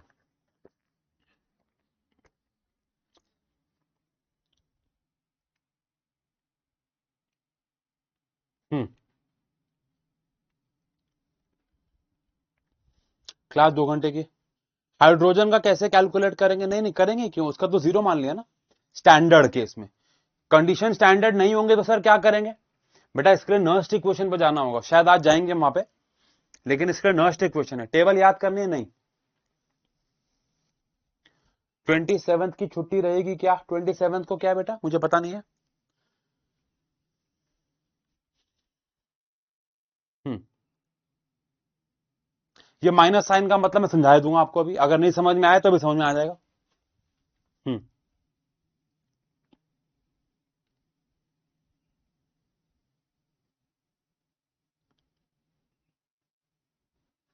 बुक में लेफ्ट और राइट दिया हुआ है, हाँ बेटा वो कहीं कहीं जगह पे दिया, अगर आप पूरी बुक पढ़ेंगे तो हर जगह लेफ्ट राइट नहीं है, वो लेफ्ट राइट डायग्राम के हिसाब से, हर जगह लेफ्ट राइट नहीं है। हाँ हाँ, मेरी एनिवर्सरी है 27 को, पागल हो क्या तुम? एक बार हो चुका है, बार बार नहीं होगा। 27 को ईद है। हाँ बेटा ईद है, और अगर हमारी कोई क्लास नहीं हुई तो छुट्टी दे देंगे, अगर ज्यादातर बच्चे कहेंगे तो हमें तो कोई प्रॉब्लम नहीं है। और अगर आप उस रिस्पेक्ट से पूछ रहे थे तो बेटा आप गलत बात कर रहे थे, क्योंकि मैं आपको बताऊं जो बच्चे हमसे 11th क्लास में पढ़ते थे, हम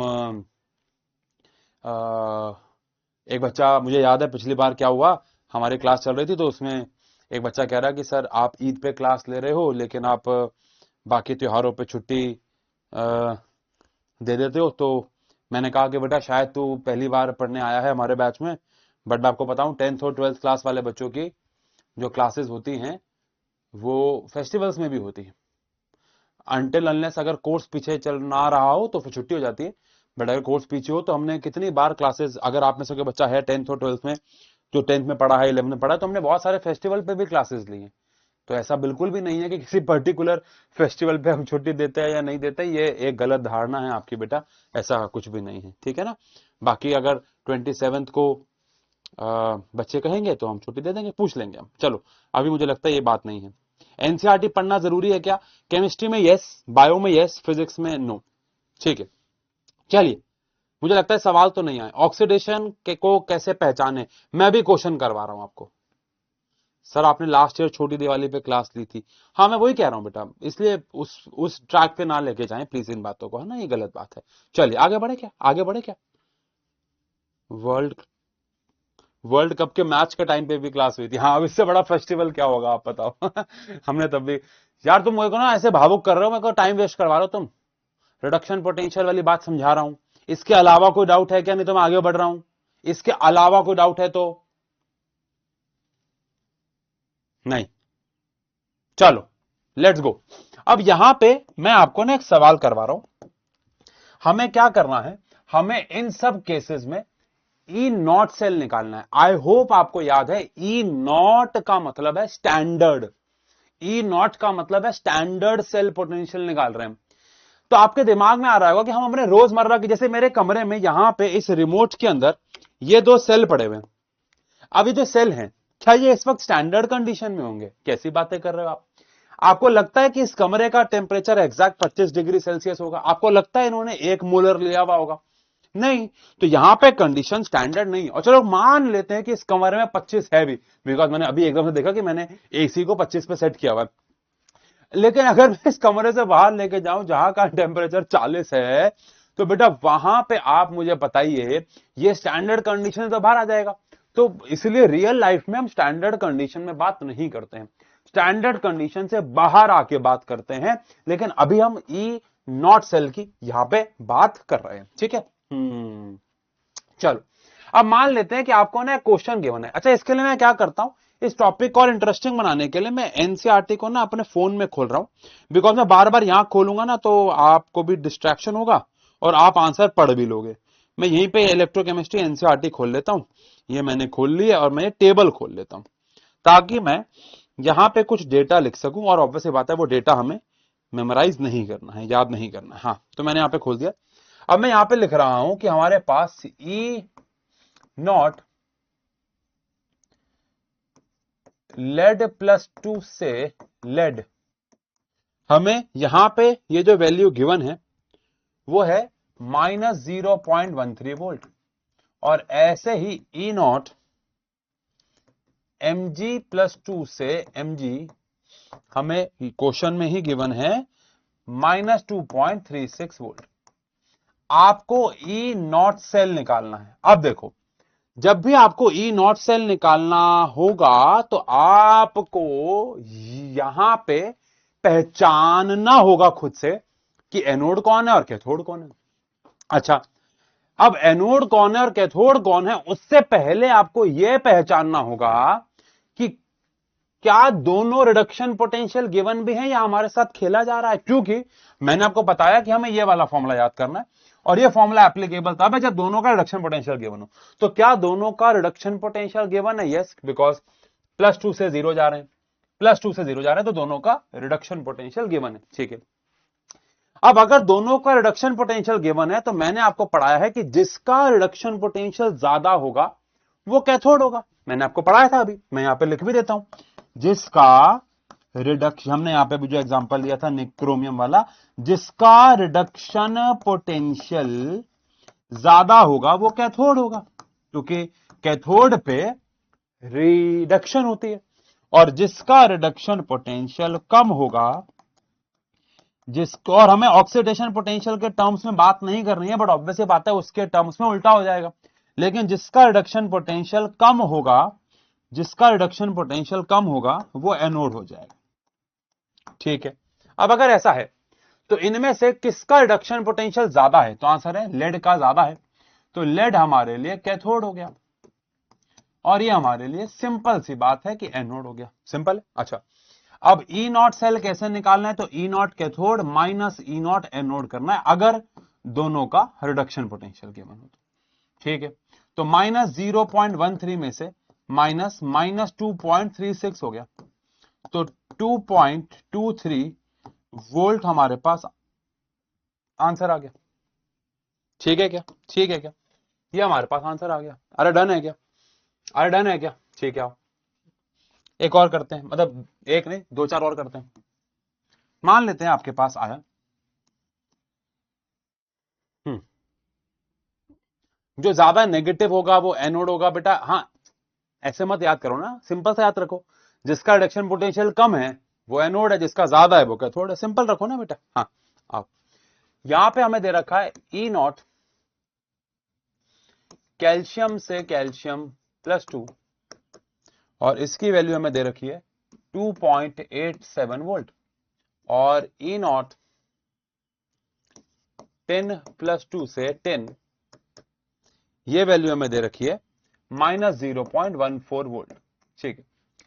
अब हमारे सबसे पहला स्टेप जो देखना है वो ये देखना है कि क्या हमें सबका रिडक्शन पोटेंशियल गिवन है। अब देखो 99.99999999% और एनसीईआरटी के केस में तो 100% जो डेटा गिवन होगा वो रिडक्शन का ही गिवन होगा। जो हम क्वेश्चन करेंगे एनसीईआरटी के तो आप समझोगे, जो कि हम अगली क्लास में करने वाले हैं।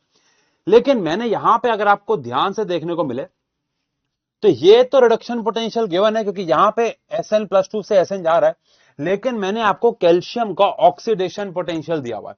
मैंने आपको कैल्शियम का ऑक्सीडेशन पोटेंशियल दे रखा है बिकॉज कैल्शियम से जा रहा है कैल्शियम+2, यानी मैंने जो आपको पोटेंशियल दिया है ये ऑक्सीडेशन पोटेंशियल दे दिया है और ऑक्सीडेशन पोटेंशियल पे काम नहीं करते हैं। तो मुझे इसको कन्वर्ट करना होगा और मुझे लिखना होगा E0 कैल्शियम+2 से कैल्शियम जो है इसकी वैल्यू -2.87 वोल्ट है और अब मुझे इन दो से काम करना होगा, इन दो से। अब मैं उसको भूल जाऊंगा, ठीक है। अब अगर मेरे को E0 सेल निकालना है तो उसका फॉर्मूला होता होगा E0 cathode minus E0 anode, अगर दोनों का रिडक्शन पोटेंशियल गिवन है। अब इस केस में मुझे देखना है कौन एनोड है कौन कैथोड है। जिसका रिडक्शन पोटेंशियल ज्यादा है वो हमारे लिए कैथोड है, जिसका रिडक्शन पोटेंशियल कम है वो हमारे लिए एनोड है, ठीक है। तो यहां पे -0.14 में से -2.87 हो गया, तो आंसर कितना आ गया 2.73 वोल्ट। यह हमारे पास आंसर आ गया, सिंपल है, ठीक है, ठीक है, डन है, ओके। चलो आओ एक मैं और कराता हूं आपको, फिर एक आप करोगे, फिर आगे बढ़ जाएंगे, ठीक है। इसमें ज्यादा मेहनत नहीं करनी चाहिए, मुझे लग रहा है आसान है। एक मैं और कराता हूं फिर एक आप कर देना, सिंपल है। चलो तीसरा और करते हैं, आ जाओ।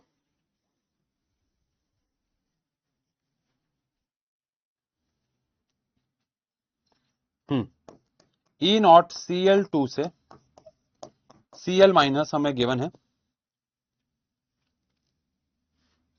1.36 वोल्ट और E0 लिथियम से लिथियम प्लस हमें गिवन है 3.05 वोल्ट, ठीक है। सबसे पहले चेक करना है कि क्या दोनों का रिडक्शन पोटेंशियल है या किसी का ऑक्सीडेशन भी है। Cl2 से Cl माइनस जाना रिडक्शन होता है, तो बिल्कुल सही है, ठीक है। लिथियम से लिथियम प्लस जाना ऑक्सीडेशन में बढ़ रहा है, तो ऑक्सीडेशन होता है, तो ये गलत हो गया। इसका मतलब है हमें इस वाले को रिप्लेस करना होगा और इस वाले को अगर मैं रिप्लेस करूंगा तो मेरे पास आ जाएगा E0 लिथियम प्लस से लिथियम, इसको उल्टा कर दूंगा तो -3.05 वोल्ट और उसकी जो वैल्यू है वो मेरे पास E0 Cl2 से Cl माइनस जो है वो मेरे पास है 1.36 वोल्ट। अब दोनों का क्योंकि मेरे पास रिडक्शन पोटेंशियल आ गया है तो मैं देख सकता हूं कि कौन एनोड है कौन कैथोड है। जिसका रिडक्शन पोटेंशियल ज्यादा है वो हमारे पास कैथोड है, तो यहां पे ये हमारे पास कैथोड हो गया, कैथोड हो गया और ये हमारे पास एनोड हो गया, सही है। अब अगर मुझे E0 सेल निकालना है तो फॉर्मूला क्या होगा, E0 cathode minus E0 anode, तो 1.36 माइनस -3.05, तो आंसर आ गया 4.41, ये हमारे पास इतना आंसर आ गया, 4.41 आ गया। डन है क्या, अरे डन है क्या, सही है क्या, चलो ठीक है ठीक है ठीक है। अब यहां पे मेरा आपको मैं क्वेश्चन तो दे रहा हूं लेकिन क्वेश्चन से पहले मेरा एक सवाल है।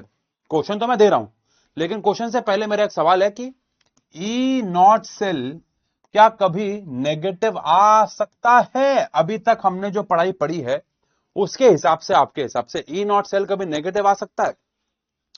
हमने जो पढ़ाई अभी तक पढ़ी है उसके हिसाब से क्या E0 सेल कभी नेगेटिव आ सकता है, हाँ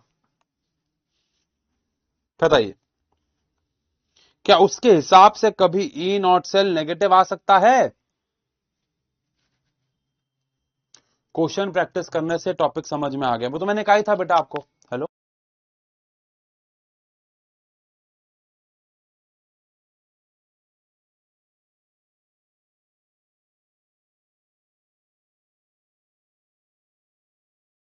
हाँ जी ठीक है, कह रहे हैं नहीं आ सकता है, नहीं आ सकता है, ठीक है, नहीं आ सकता। कुछ बच्चे कह रहे हैं ऑक्सीडेशन में आ सकता है, मतलब इसका क्या मतलब हुआ, इसका कोई मतलब ही नहीं हुआ। नहीं, क्यों नहीं आ सकता है, क्योंकि जो ई नॉट सेल का फॉर्मूला अगर हम ये अच्छा पहली बात हुआ, देखो आप ये मत समझो कि ये दोनों फॉर्मूले अलग हैं। आप प्लीज ये मत समझो कि ये दोनों फॉर्मूले अलग हैं। ये अलग कैसे हैं, सेम है। और दूसरी बात, अगर मैं समझूं तो मुझे इस फॉर्मूले से पढ़ाई करनी है, दोनों फॉर्मूले अलग नहीं है। आप किसी भी फॉर्मूले से कर लो तो बट अब चलो अब इससे करनी है। और मैंने आपको बता दिया कि जो ई नॉट कैथोड है, कैथोड हमेशा वो होगा जो ज्यादा वैल्यू वाला है। और अगर ज्यादा में से आप हमेशा कम को माइनस करोगे तो आंसर हमेशा पॉजिटिव ही आएगा ना, यानी कि ई नॉट सेल हमेशा पॉजिटिव ही आएगा। अब क्या ये कभी नेगेटिव नहीं आ सकता? आंसर है हाइपोथेटिकली यस, आ सकता है। रियल लाइफ में कभी नहीं, हाइपोथेटिकली यस, वो हम बात करेंगे। हाइपोथेटिकली यस आ सकता है। हाइपोथेटिकली आप ऐसा कोई बना तो जो कि कैथोड कम हो जाए, जो कि वो भी समझ में नहीं आ रहा, बट ओवरऑल ये नहीं आ सकता नेगेटिव कभी भी। ठीक है, चलो अब एक क्वेश्चन आप करेंगे, उसके बाद हम बात करेंगे ई सेल की। अभी तो हम बात कर रहे हैं ई नॉट सेल की जो स्टैंडर्ड कंडीशन में, लेकिन अगर कंडीशन स्टैंडर्ड ना हो तो हमें निकालना होता है ई सेल।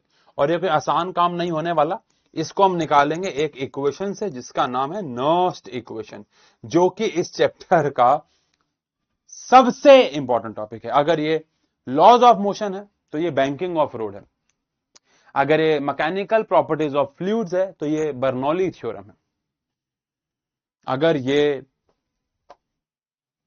हाइड्रोकार्बन है तो समझ लो ये मार्कोवनी और एंटी मार्कोवनिकॉफ रूल है। ये इतना इंपॉर्टेंट है, समझ गया? मतलब यहां से ही सवाल आएगा और कुछ नहीं। खैर चलो आओ एक क्वेश्चन करते हैं ये समझने के लिए कि आप ये समझे हो कि नहीं कि कैसे वैल्यूज कैलकुलेट करनी है। चलिए, तो ई नॉट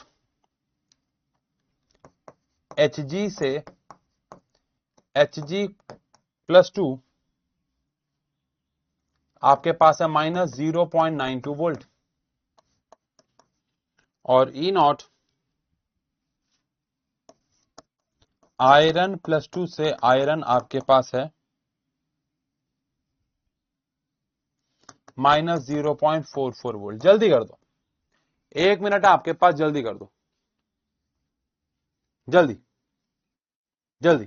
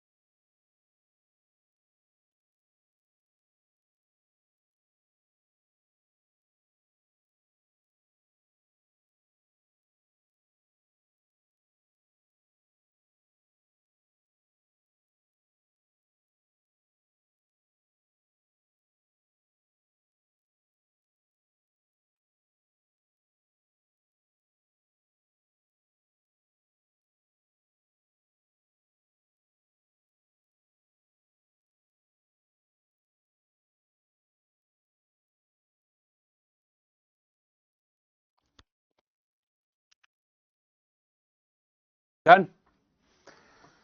दो आंसर है, 1.36 और 0.48, ये दो आंसर आ रहे हैं, 1.36 और 0.48। 0.48 बहुत कम है और 1.36 ज्यादा है,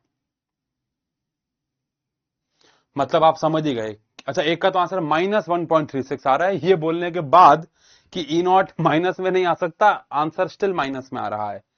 शाबाश बेटा, तू मेरे सामने तो मैं तेरे को एक प्यारा सा हक देता और मैं कहता बेटा सब ठीक हो जाएगा, कोई बात नहीं। हाँ चलो आओ, यहां पे प्रॉब्लम है। देखो आयरन तो ठीक है, रिडक्शन है, लेकिन मरकरी में प्रॉब्लम है। मरकरी प्रॉब्लम कैसे? बिकॉज मरकरी की जो पोटेंशियल है वो ऑक्सीडेशन दे रखी है, तो यहां पे प्रॉब्लम है। तो इसका मतलब है मुझे ई नॉट Hg प्लस 2 से Hg यहां पे निकालना होगा, जो कि 0.92 वोल्ट होगा। और यहां पे मुझे Fe से प्लस 2 से Fe तो दे ही रखा है, जो कि ठीक ही है, माइनस 0.44 वोल्ट होगा। अब जिसका रिडक्शन पोटेंशियल ज्यादा होता है वो हमारे लिए कैथोड होता है। तो ये हमारे लिए कैथोड हो गया और ये हमारे लिए एनोड हो गया। अब फॉर्मूला है ई नॉट सेल का, E naught cathode minus E naught anode, ठीक है। अब 0.92 माइनस माइनस 0.44 जो कि ऐड होगा। अब ऐड होने के बाद हमारे पास यहां पे जो आंसर आ रहा है वो आ रहा है 1.36 वोल्ट, जो कि ज्यादातर बच्चों का सही था। ठीक है, ठीक है, समझ गए समझ गए समझ गए, डन है। चलो आगे बढ़ते हैं। तो इस तरीके से हमें पहली बात तो कैलकुलेट करना होगा ई नॉट सेल। लेकिन ये तो ई नॉट सेल की बात हुई है। अब हम लोगों को क्या करना है? अब हम लोगों को पढ़ना है सेल पोटेंशियल।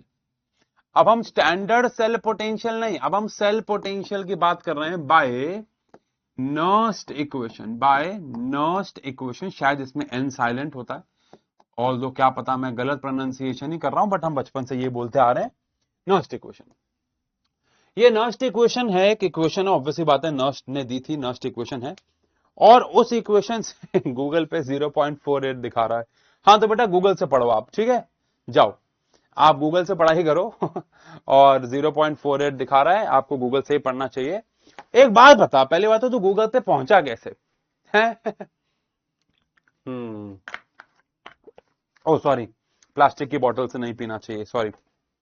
चलिए वो एक स्टैंड अप कॉमेडियन का जोक याद आ गया मुझे इस पे। तो एक स्टैंड अप कॉमेडियन कहता कि भाई एक बार मैं कैब बुक कराई मैंने, तो कैब वाला जो था वो बड़ा लेट आ रहा था। मैं ऐप पे देख रहा हूं और वो कह रहा है कि, मतलब ऑब्वियसली बात है, मैं ऐसे डिलीवर नहीं कर पाऊंगा जैसे स्टैंड अप कॉमेडियन करता है, लेकिन मैं तो आपको सार बता रहा हूं। बीच में गालियां भी थी, मैं गाली तो नहीं दे सकता ना उसमें हम। तो वो कहता कि भैया ऐप, मैंने कैब ड्राइवर को फोन मिलाया, मैंने कहा भैया आप कहाँ हो, कितनी देर में आ रहे हो आप? तो उसने कहा भैया अभी तो 15 मिनट लगेंगे। तो बंदा कहता है कि सर लेकिन ऐप पे तो 2 मिनट दिखा रहा है। तो कैब ड्राइवर कहता है कि ठीक है आप ऐप पे बैठ के चले जाओ, फिर जो ऐप दिखा रहा है उसकी बात मानो आप और ऐप पे बैठ के चले जाओ। तो वही बात हो गई कि अगर गूगल 0.48 दिखा रहा है तो आपको गूगल से ही पढ़ाई करनी चाहिए। हाँ मुझे नहीं पता कौन सा स्टैंड अप कॉमेडियन था, बट आओ आगे चलते हैं, ठीक है चलिए। Cell potential by Nernst equation काफी इंपॉर्टेंट टॉपिक है। मैं चाहूंगा आप सब जो भी कर रहे थे आंखें बंद करके 10 सेकेंड सब छोड़ो और शांत हो जाओ।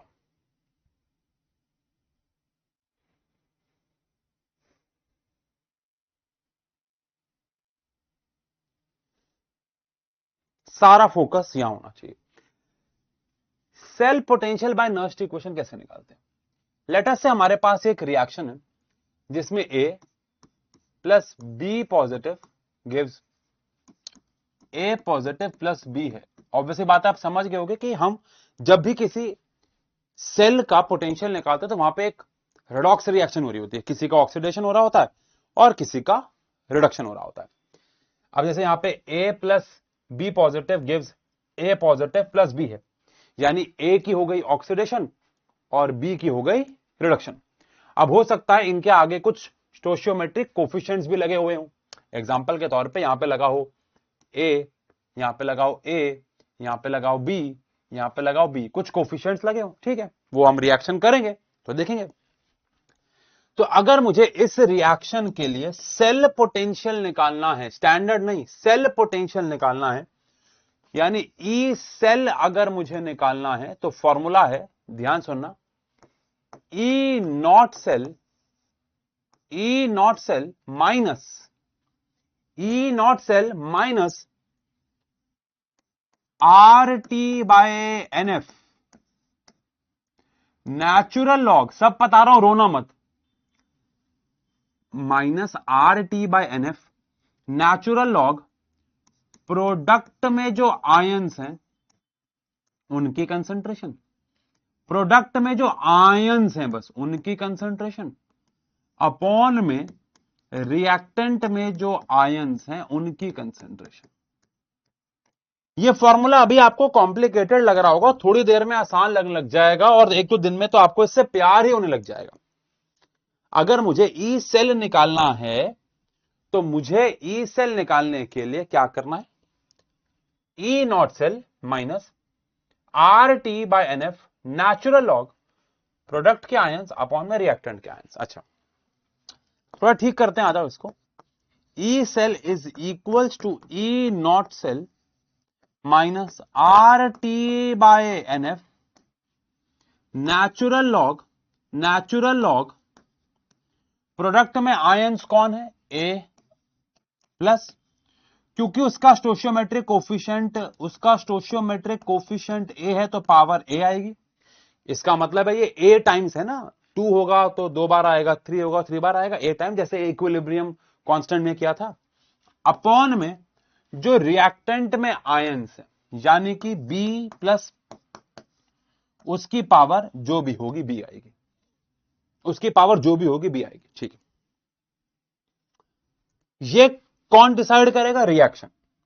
ये कौन डिसाइड करेगा, रिएक्शन। तो ऑब्वियस बात है जब रिएक्शन के साथ करेंगे समझ जाओगे। अच्छा लेकिन यहां पे ना मुझे कुछ चीजें बड़ी अजीब लग रही हैं। जैसे एक तो मुझे अजीब लग रहा है कि ये एन क्या है, दूसरा ये एफ क्या है, तीसरा यहां पे नेचुरल लॉग है और मुझे नेचुरल लॉग देखने की आदत नहीं है, मुझे लॉग बेस 10 देखने की आदत है। तो आओ सबसे पहले इसी को बदल दें।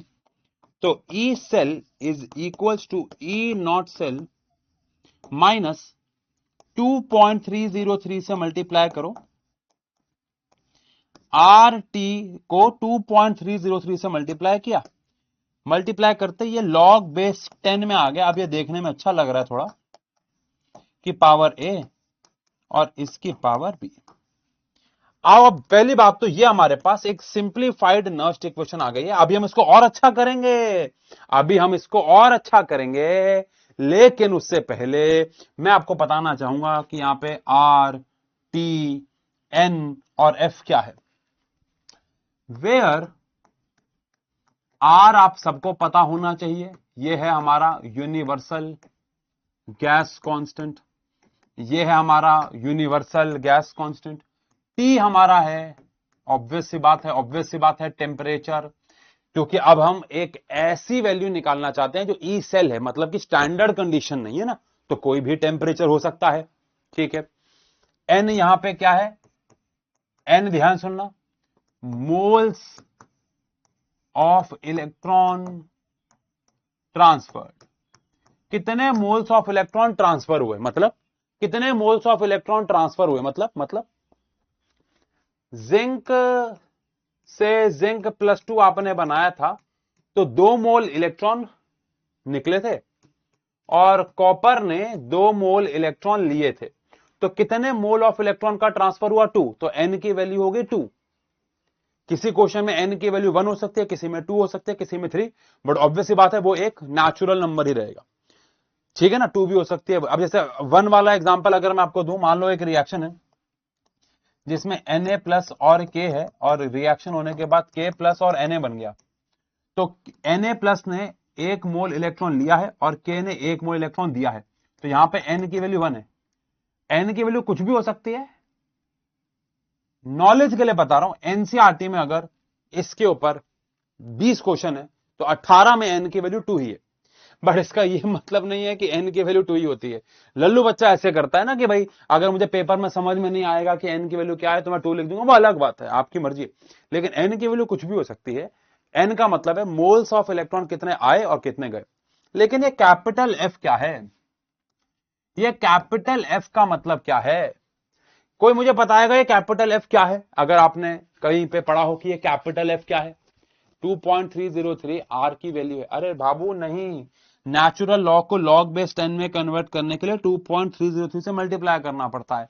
आर की वैल्यू तो 8.314 होती है एसआई यूनिट्स में बेटा, आर की वैल्यू 8.314 होती है बेटा। Yes yes yes.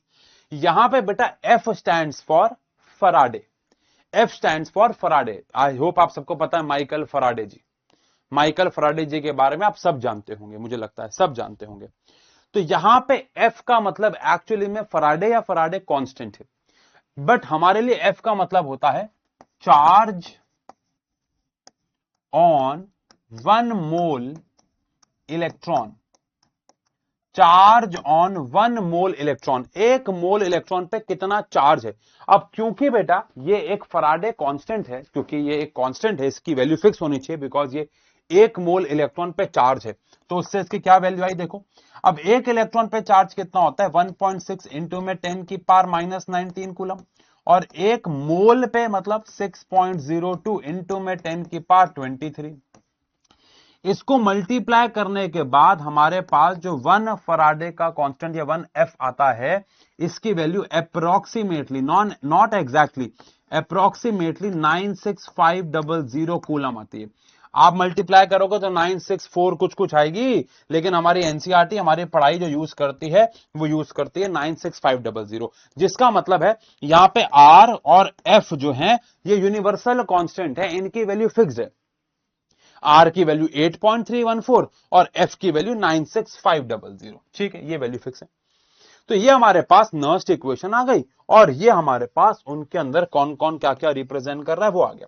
लेकिन मेरे सवाल का जवाब अभी भी मिला नहीं है कि ये जो इक्वेशन है ये तो बड़ी कॉम्प्लिकेटेड है, बट यही है जो है, क्या इसे हम थोड़ा सा और आसान कर सकते हैं? नहीं, लेकिन हम इसका एक स्पेशल केस पढ़ सकते हैं जो कि हमारी एनसीईआरटी पढ़ाती है। क्या क्या सुनो, अगर टेम्परेचर 298 केल्विन हो, बट क्यों होगा सुनो। अब मैं ना आपको एक टास्क देता हूं, ठीक है, आप सब बच्चे बड़े होशियार बच्चे हैं, आप सब बच्चे बड़े इंटेलिजेंट बच्चे हैं, मुझे लगता है कुछ कुछ को छोड़ के, लेकिन हैं सभी इंटेलिजेंट्स का मतलब है बेसिक नॉलेज रखते हैं, जिसको आज की डेट में कॉमन सेंस है, बेसिक नॉलेज है, वो इंटेलिजेंट ही है, कुछ ना कुछ कर लेगा जीवन में, ठीक है। सुनो, मेरा उन सबसे ना एक टास्क है, इस इक्वेशन में लिखा हुआ है कि 2.303 R T by N F log जो भी है। अब यहां पे कहने को तो टेम्परेचर है, लेकिन नर्स्ट इक्वेशन के ऊपर जो डायरेक्ट क्वेश्चन है एनसीईआरटी में, अगर वो 12 क्वेश्चन है, मैं फिर बोल रहा हूं जो डायरेक्ट क्वेश्चन है नर्स्ट इक्वेशन के ऊपर अगर वो 12 है, तो सभी क्वेश्चनों में या तो टेम्परेचर 298 केल्विन गिवन है, या फिर टेम्परेचर गिवन नहीं है, और अगर गिवन नहीं है तो हम उस केस में 298 ही लेते हैं, ठीक है। यानी एनसीईआरटी के सारे क्वेश्चंस में जो नर्स्ट इक्वेशन के हैं सीधा उनमें टेम्परेचर 298 है। अच्छा, लेकिन इससे भी ज्यादा क्रेजी बात बताऊं आपको, आप सीबीएसई बोर्ड के लास्ट 10 साल के पीवाईक्यूज देखना, आपके पास टाइम हो तो, वैसे आप बहुत बिजी हो बट टाइम हो तो देखना, विनर सीरीज में भी आपको क्वेश्चन मिल जाएंगे या इंटरनेट पे मिल जाएंगे। तो लास्ट 10 साल के जब आप पीवाईक्यूज देखोगे नर्स्ट इक्वेशन के, तो आपको क्या देखने को मिलेगा कि लास्ट 10 सालों के अंदर जितने भी क्वेश्चन नर्स्ट इक्वेशन के आए हैं, अगर मान लो 100 क्वेश्चन आए, तो 99 क्वेश्चन है, एक भी, मैं बस ऑन सेफर साइड बोल रहा हूं कि मैं चैलेंज हार ना जाऊं, 99 क्वेश्चनों में टेम्परेचर 298 ही है, 99 क्वेश्चनों में टेम्परेचर 298 ही है, जिसका मतलब यह है, और ऐसा मैं नहीं कर रहा, जो मैं करने वाला हूं ये एनसीईआरटी ने किया है। एनसीईआरटी कहती है यार जब टेम्परेचर मोस्टली क्वेश्चन में 298 ही है, मोस्टली क्वेश्चन में 298 ही है, तो क्यों ना हम टेम्परेचर को 298 रख के एक इजी वैल्यू कैलकुलेट कर लें। कैसे, देखो, at temperature is equal to 298 kelvin, इससे क्या बदलेगा देखो, E cell is equal to E naught cell minus 2.303, R की वैल्यू डाल दी 8.314, टेम्परेचर डाल दिया 298 अपॉन में एन, और एफ की जगह मैंने डाल दिया 96500 लॉग प्रोडक्ट, मैं शॉर्ट में लिख रहा हूं आप समझ जाओ, कोई भी प्रोडक्ट हो सकता है, लॉग प्रोडक्ट के आयंस अपॉन में रिएक्टेंट के आयंस। अब आप देखो इन सारी वैल्यूज को मैं अगर सॉल्व कर दूं तो मेरे पास सारे के सारे जो वेरिएबल्स थे या कांस्टेंट्स है वो हट जाएंगे और यहां पे आ जाएगा 0.059, वैसे तो 1 आता है बट आप 59 तक भी रोक सकते हो, अपॉन में n लॉग प्रोडक्ट के आयंस अपॉन में रिएक्टेंट के।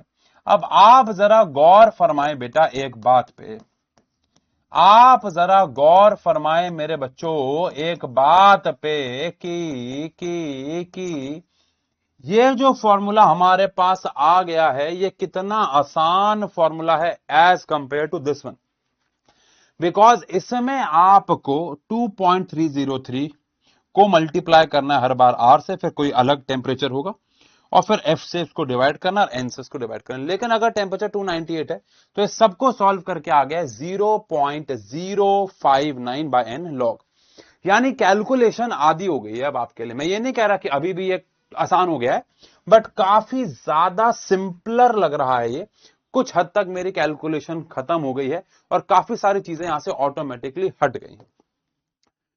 कहने को तो ये नर्स्ट इक्वेशन है और ये नर्स्ट इक्वेशन का एक स्पेशल केस है, लेकिन आप भी यही मैं भी यही, जब आप साल एंड करोगे और आप नर्स्ट इक्वेशन के ऊपर अगर 50 क्वेश्चन अपने जीवन में बनाओगे तो 50 में से 49 हो सकता है 50 के 50 आप इसी के ऊपर बनाएं। यस, मन में कोई सवाल नहीं तो आज हम क्या करेंगे मैं बताता हूं। आज हम कोई न्यूमेरिकल नहीं करेंगे, अगली पूरी क्लास 1 घंटे की न्यूमेरिकल होगी, लेकिन आज हमको न्यूमेरिकल नहीं करेंगे। आज हम क्या करेंगे, आज हम इस इक्वेशन से और फॉर्मूले बनाएंगे, ठीक है? हाँ ठीक है ठीक है ठीक है, कोई सवाल?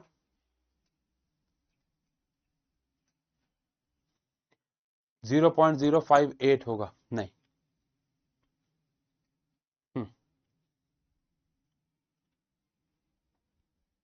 ज्यादा रिडक्शन वाला कैथोड क्यों? क्योंकि कैथोड रिडक्शन होती है।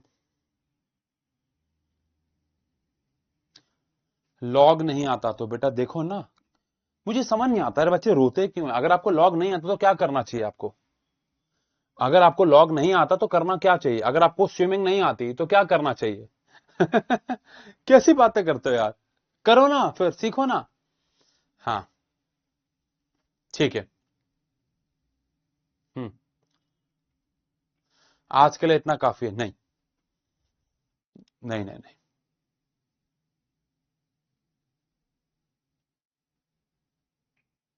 Thank you Chanchal, thank you. Log सिखा दो, मैंने सिखाया हुआ है, मैंने वीडियोस इंटरनेट पे मतलब यूट्यूब पे डाल रखे हैं, नहीं तो मैं यहाँ पे डलवा दूंगा, ठीक है? मैं अभी ही मैसेज डाल देता हूँ कल, ताकि अभी आज तो कोई ऑफिस में नहीं है, तो आज तो संडे है, आज सिर्फ मेहनती लोग ही काम करते हैं, लेकिन मैं फिर भी आपके सामने चारू को मैसेज डाल देता हूँ।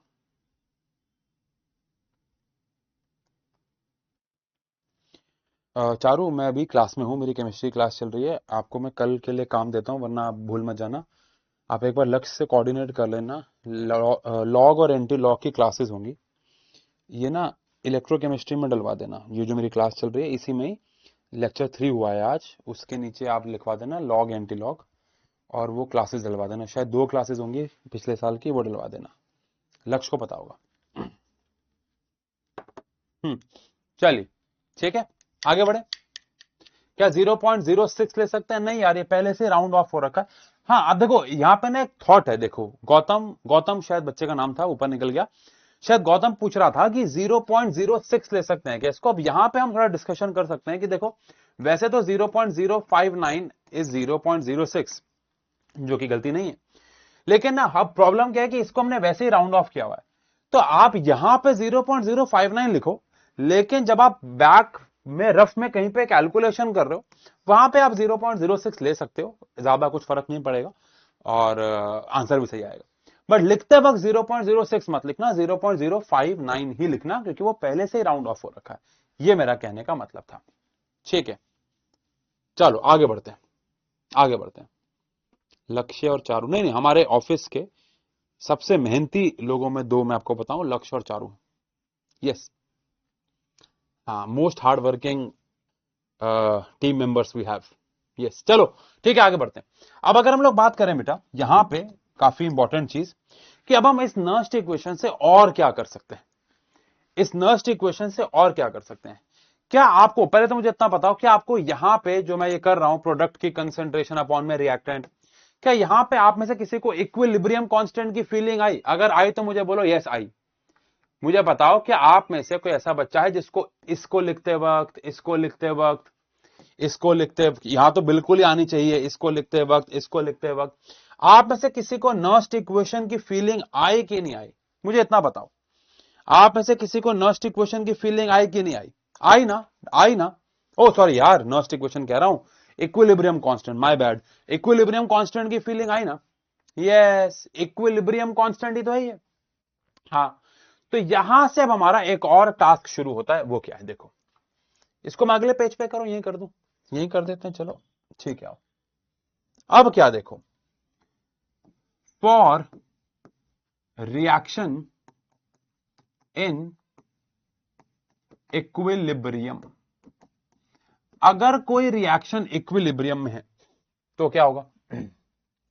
ई सेल का फॉर्मूला आया है E naught cell minus 2.303 R T by N F log product के आयंस अपॉन में रिएक्टेंट के आयंस। आप सुनो, अगर एक रिएक्शन इक्विलिब्रियम में है, अगर एक रिएक्शन इक्विलिब्रियम में है तो ई सेल 0 हो जाएगा। अब ये वाली बात आधे बच्चों को समझ ही नहीं आती है, क्यों? मैं समझा रहा हूं। अगर रिएक्शन इक्विलिब्रियम में है, फॉर इक्विलिब्रियम, अगर ये रिएक्शन इक्विलिब्रियम में है तो ई सेल 0 हो जाएगा। Because why E cell is 0? Because equilibrium means forward rate is equal to backward rate. अब आप डैनियल सेल को इमेजिन करो, फॉरवर्ड रेट का मतलब है इलेक्ट्रॉन का जिंक से कॉपर की तरफ जाना, और बैकवर्ड का मतलब है कॉपर से वापस जिंक की तरफ आना। अगर इक्विलिब्रियम अचीव हो गया है तो जिंक से कॉपर इलेक्ट्रॉन का जाना और कॉपर से जिंक आना, इसका रेट बराबर हो गया। ओवरऑल जिस रेट से इलेक्ट्रॉन जा रहे हैं उतने से आ भी रहे हैं, ओवरऑल इलेक्ट्रॉन आ जा ही नहीं रहे हैं, ओवरऑल पोटेंशियल 0 हो जाएगा। सिंपल है, ठीक है। अच्छा, अगर ई सेल 0 हो गया तो ऑब्वियसली बात है प्रोडक्ट अपॉन रिएक्टेंट की जो कंसंट्रेशन है उसको मैं केसी बोल सकता हूं, क्योंकि अब वो इक्विलिब्रियम कांस्टेंट हो गया है, उसको इक्विलिब्रियम कांस्टेंट यानी केसी बोला जा सकता है। तो अगर एक प्रोसेस इक्विलिब्रियम में है तो ये दो बातें बोली जा सकती है, एक तो ई सेल 0 हो गया और दूसरा प्रोडक्ट अपॉन रिएक्टेंट की कंसंट्रेशन केसी हो गई। अब अगर ऐसा है तो यहां पे अगर ई सेल 0 हो चुका है तो यहां से आ गया है E naught cell. E naught cell 0 नहीं होगा, ई नॉट सेल तो एक कांस्टेंट है, स्टैंडर्ड कंडीशन है, वो तो एक कांस्टेंट है, वो तो चेंज नहीं हो सकता ना, ठीक है। इक्विलिब्रियम तो आपने एक सर्टेन कंडीशन में अचीव किया है, इक्विलिब्रियम तो आपने एक सर्टेन कंडीशन में अचीव किया है, तो ई सेल 0 है, ई नॉट सेल तो एक फिक्स्ड वैल्यू है जो स्टैंडर्ड वैल्यू, ठीक है। Minus 2.303 R T by N F, और मैं इसकी जगह लिख सकता हूं केसी, तो मुझे यहां पे मिल जाएगा लॉग केसी, ठीक है। इसको इधर ले जाऊंगा, माइनस से माइनस कैंसिल हो जाएगा। ई नॉट सेल का मेरे पास एक और फॉर्मूला आ गया 2.303 R T by N F log K C. और आप सबको पता है अगर टेम्परेचर 298 हुआ, अगर टेम्परेचर 298 हुआ तो ये वैल्यू क्या बन जाएगी? तो at temperature is equal to 298 kelvin, at temperature is equal to 298 kelvin, E naught cell का हमारे पास फॉर्मूला आ जाएगा, ई नॉट सेल का हमारे पास फॉर्मूला आ जाएगा 0.059 बाय एन एफ लॉग केसी। तो मुबारक हो, ये हमारे पास एक फॉर्मूला आ गया, ये भी हमारे पास एक फॉर्मूला आ गया। डन है? डन है क्या? डन है क्या? सर आज की वीडियो मिल जाएगी ना कुछ घंटे में? हाँ बेटा, ऑफिस के लोग वीडियो अपलोड नहीं करते हैं, वो ऑटोमेटिकली होती है। पीपीटी का पता नहीं मुझे, पीपीटी शायद हो सकता है लेट आए, बाकी मैं या तो खुद से ही अपलोड कर दूंगा या मैं फोन मार दूंगा किसी को, ऑब्वियस सी बात है पीपीटी के लिए, ठीक है। बट वीडियो तो ऑटोमेटिकली आती है, ठीक है। हाँ ठीक है, sorry sorry sorry sorry, my bad my bad. ओहो मैंने क्या कर दिया, ये यहाँ पे एफ थोड़ी ना आएगा, एफ भी तो यहाँ पे यूज हो चुका है भाई। ये तूने क्या किया, सारी दुनिया से जीत के मैं। चलो ठीक है, ये आ गया। अब क्या और भी फॉर्मूले हैं जो नर्स्ट इक्वेशन से आ सकते हैं? बिल्कुल आ सकते हैं, आओ। वो आएंगे गिब्स फ्री एनर्जी के फॉर्मूले। अब यहां पे आएगा गिब्स फ्री एनर्जी, ठीक है। आओ, अब यहां पे हमें निकालना है relation between Gibbs free energy या standard Gibbs free energy and E naught cell. अब ध्यान से देखो, एनसीईआरटी कहती है कि delta G naught is equal to minus N F E naught cell है। ये फॉर्मूला याद कर लो। एनसीईआरटी कहती है कि डेल्टा जी नॉट का फॉर्मूला है minus N F E naught cell, ठीक है। ये याद कर लो, ये याद कर लो। अब अगर ये याद कर लो तो हम याद तो करना ही है, लेकिन आओ मैं आपको शॉर्ट में समझाने की कोशिश करता हूं कि ये फॉर्मूला कहां से आया। एनसीईआरटी कहते हैं, याद कर लो, सिमिलर टू दिस। एनसीईआरटी कहती है सिमिलर टू दिस, आप ये भी याद कर लो। अब इसकी तो एक प्रॉपर डेरिवेशन है, मैं उस पर जाके आपको कंफ्यूज नहीं करूंगा, लेकिन ये बड़ा आसान है समझना कि ये कहां से आया, ये कहां से आया, ये ठीक है। देखो, क्या हम सब ने पढ़ रखा है कि जो वर्क होता है, वर्क इसका फॉर्मूला पोटेंशियल इनटू में चार्ज होता है। अगर मैं बात करूं 10th क्लास तो हमने इलेक्ट्रिसिटी में पढ़ा हुआ है, और अगर मैं बात करूं 12th क्लास फिजिक्स तो हमने सेकंड चैप्टर शुरू कर दिया है, उसके पहले लेक्चर में पढ़ लिया था कि पोटेंशियल का formula work done upon charge होता है, तो वर्क हो गया पोटेंशियल इनटू में चार्ज, ठीक है। अब वर्क जो होता है, यूजफुल वर्क जो होता है, वही हमारे पास डेल्टा जी नॉट होता है। और अगर स्टैंडर्ड कंडीशन है तो पोटेंशियल को मैं क्या लिखूंगा, ई नॉट सेल लिखूंगा। तो यहां पे चार्ज इंटू में ई नॉट सेल आ गया, ई नॉट सेल आ गया, चार्ज इंटू में ई नॉट सेल आ गया। पोटेंशियल की जगह मैंने ई नॉट सेल लिख दिया, वर्क की जगह में डेल्टा जी नॉट लिख दिया, बिकॉज डेल्टा जी नॉट यानी गिव्स फ्री एनर्जी होता है, यूजफुल वर्क ही होता है, यूजफुल वर्क ही होता है, ठीक है ठीक है ठीक है। Delta G naught is equal to charge, charge जो है वो कितना होगा, कितने मोल चार्ज एक रिएक्शन में जा रहे हैं, एन, और हर एक मोल पे कितना चार्ज है, एफ, तो एन एफ से मल्टीप्लाई हो गया ई नॉट सेल। तो ये हमारे पास फॉर्मूला आ गया, फॉर्मूला हो गया। अब लास्ट क्लास में बात की थी कि इलेक्ट्रोकेमिकल सेल में जो प्रोसेस हो रहा होता है वो स्पॉन्टेनियस होता है, और स्पॉन्टेनियस प्रोसेस के लिए डेल्टा जी नेगेटिव होना चाहिए। तो डेल्टा जी नॉट आ गया minus N F E naught cell. अब 100 बात की एक बात यार, आपको ये फॉर्मूला याद करना है। मैंने आपको रफली समझा दिया ये कहां से आया, मैंने आपको रफली समझा दिया ये कहां से आया। यस यस यस, मैंने आपको रफली समझा दिया कि ये कहां से आया। तो आपके पास आज एक फॉर्मूला वैसे भी और आना है, लेकिन आपके पास आज काफी सारे फॉर्मूले इकट्ठे हो गए। आओ एक बार भैया रिवाइज कर लें। पहला फॉर्मूला हमारे पास आज का आया है, सबसे पहला फॉर्मूला हमारे पास आज का आया है, E naught cell is equal to E naught cathode minus E naught anode, ठीक है। दूसरा फॉर्मूला हमारे पास आज का आया है नर्स्ट इक्वेशन का, this is the OG original formula, ठीक है। उसको हमने लॉग बेस 10 में कन्वर्ट किया तो ये फॉर्मूला आ गया। ये आपको याद होना चाहिए, ये नहीं भी हो रहा कोई बात नहीं, ये तो होना ही चाहिए, बिकॉज यू नेवर नो, इस साल ये क्वेश्चन आ जाए टेम्परेचर अलग देके 300 केल्विन 400 केल्विन देके आ जाए, लेकिन अगर टेम्परेचर 298 केल्विन है तो दिस इज द फॉर्मूला जो सबसे ज्यादा यूज होगा। उसके बाद अगर प्रोसेस इक्विलिब्रियम में है तो हमारे पास इक्विलिब्रियम कांस्टेंट और ई सेल का ये फॉर्मूला आ गया, और गिब्स फ्री एनर्जी और ई नॉट सेल में ये हमारे पास रिलेशन आ गया। डन है, ठीक है। स्पॉन्टेनियस का मतलब जो प्रोसेस अपने आप हो जाए, हमें करवाने की जरूरत ना हो। अब मुझे आपको एक और फॉर्मूला और करवाना है, लेकिन मैं चाहूंगा कि आप सब इसको पहले एक बार रिवाइज कर लो, यहां से देखना शुरू करो, कुछ लिखो मत, बस यहां से लिखना शुरू करो प्लीज।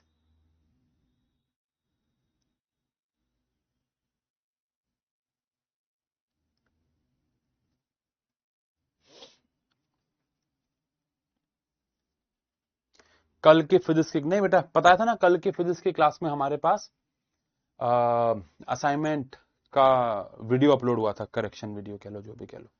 जल्दी से ये वाला पेज देखो, अब मैं कोई बात नहीं करूंगा, आप आराम से देखो।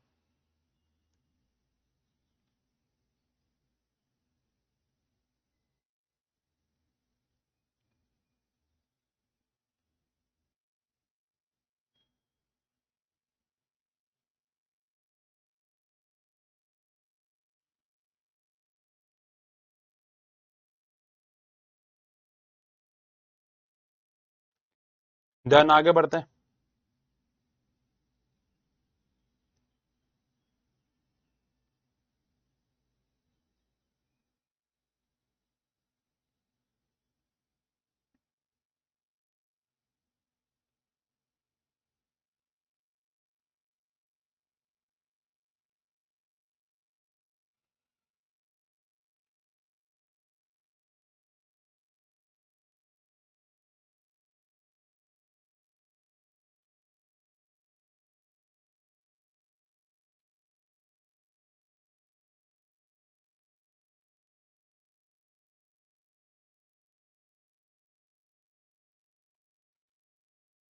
डन है।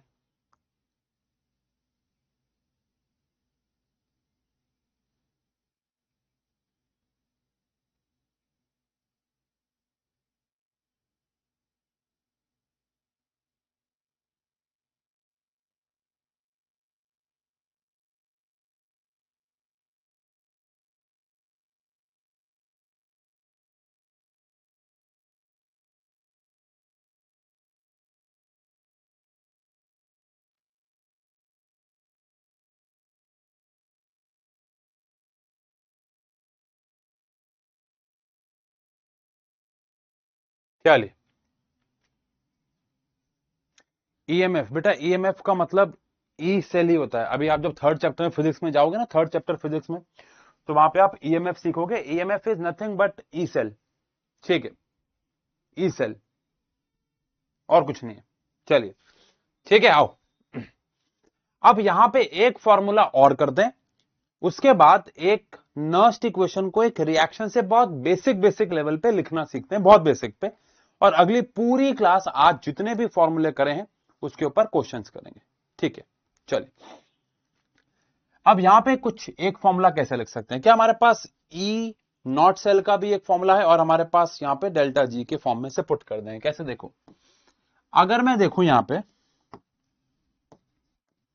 तो हमारे पास डेल्टा जी नॉट का एक फॉर्मूला आ चुका है, minus N F E naught cell, और हमें यह भी पता है कि ई नॉट सेल का एक फॉर्मूला है जो कि क्या है, 0 या एक्चुअली में 2.303 R T by N F log K C है इक्विलिब्रियम में। इक्विलिब्रियम में यह हमारे पास फॉर्मूला है, ये वाला।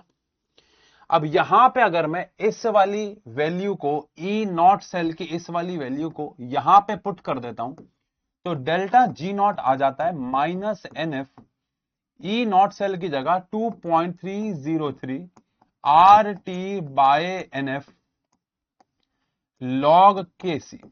यहां पे एन एफ से एन एफ कैंसिल हो जाता है, तो delta G naught is minus 2.303 R T log K C. और ये फॉर्मूला देख के आपके मुंह से निकलना चाहिए ओ माय गॉड, आपके मुंह से निकलना चाहिए ओ एम जी, आपके मुंह से निकलना चाहिए हे भगवान।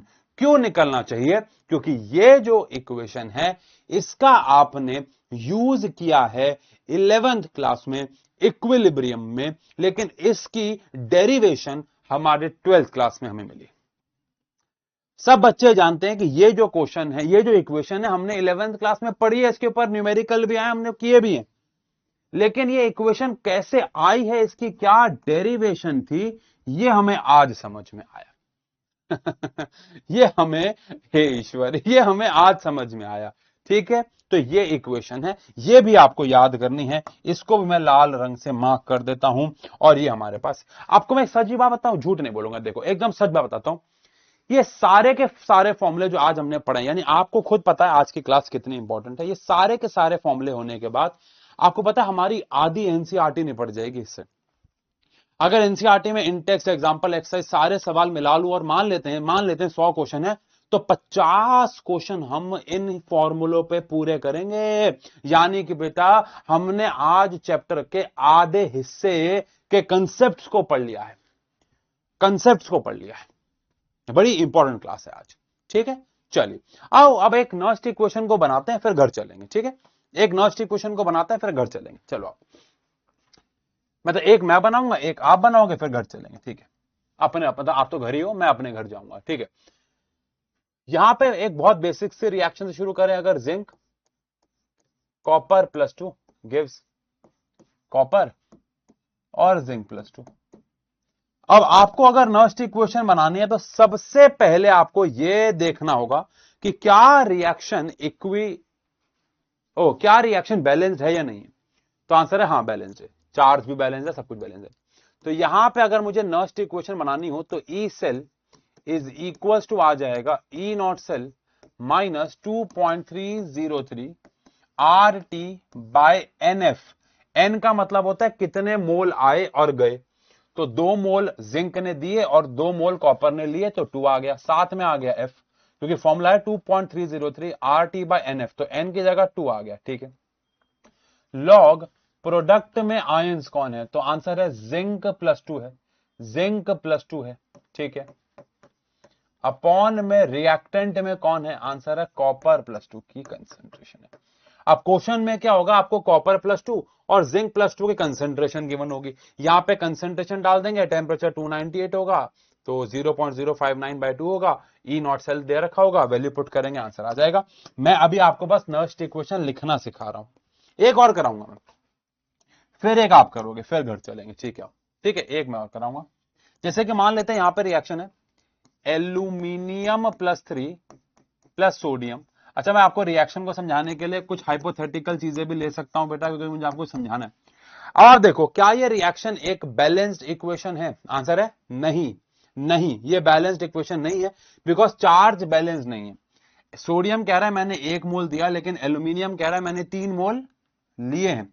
तो उसको बैलेंस करने के लिए हमें, उसको बैलेंस करने के लिए हमें सोडियम के आगे 3 लगाना होगा, उसको बैलेंस करने के लिए हमें सोडियम के आगे 3 लगाना होगा। अब रिएक्शन बैलेंस हो गई, चार्ज भी बैलेंस हो गया, ठीक है।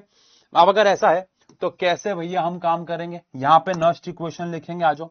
तो हमारे पास ई सेल का फॉर्मूला आ गया, ई नॉट सेल -2.303 RT/NF। एन की जगह क्या होगा, एल्यूमिनियम ने 3 मोल लिए हैं, सोडियम ने 3 मोल दिए, देखो 3 आ गया, 3 आ गया। लॉग प्रोडक्ट में आयन कौन है, सोडियम प्लस है, लेकिन उसकी पावर 3 आएगी। उसकी पावर 3 क्यों आएगी, बिकॉज उसके आगे 3 स्टोशियोमेट्रिक कोफिशिएंट है, और साथ में एल्यूमिनियम +3 है, उसका कोई स्टोशियोमेट्रिक कोफिशिएंट नहीं है। तो ये हमारे पास नॉस्ट इक्वेशन आ जाएगी, ठीक है। जो समझ गया थम्स अप दे दो, जो नहीं समझा थम्स डाउन दे दो। मोस्टली थम्स अप आ जाएंगे, मैं आपको एक क्वेश्चन दे दूंगा। थम्स अप दे दो जो समझ गया, थम्स डाउन दे दो जो नहीं समझा, जल्दी से। और अगर आपके पास इमोजी का ऑप्शन नहीं है तो आप टाइप कर दो थम्स अप या थम्स डाउन, जल्दी से, थम्स अप या थम्स डाउन, जल्दी से। हाँ,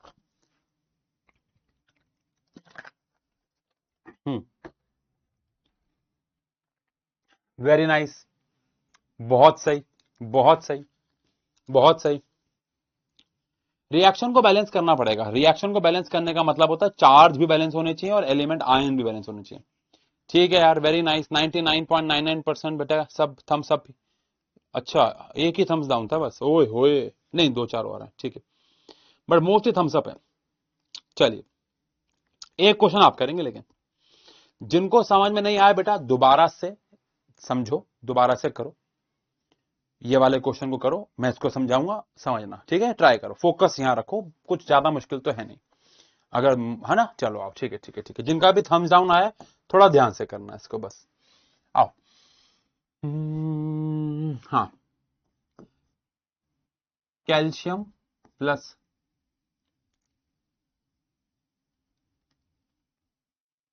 silver plus gives silver calcium +2, ठीक है। चलो शुरू हो जाओ। सबसे पहले देखो रिएक्शन बैलेंस्ड है नहीं है, जल्दी करो। 30 सेकेंड आपके पास, इससे ज्यादा नहीं मिलेंगे।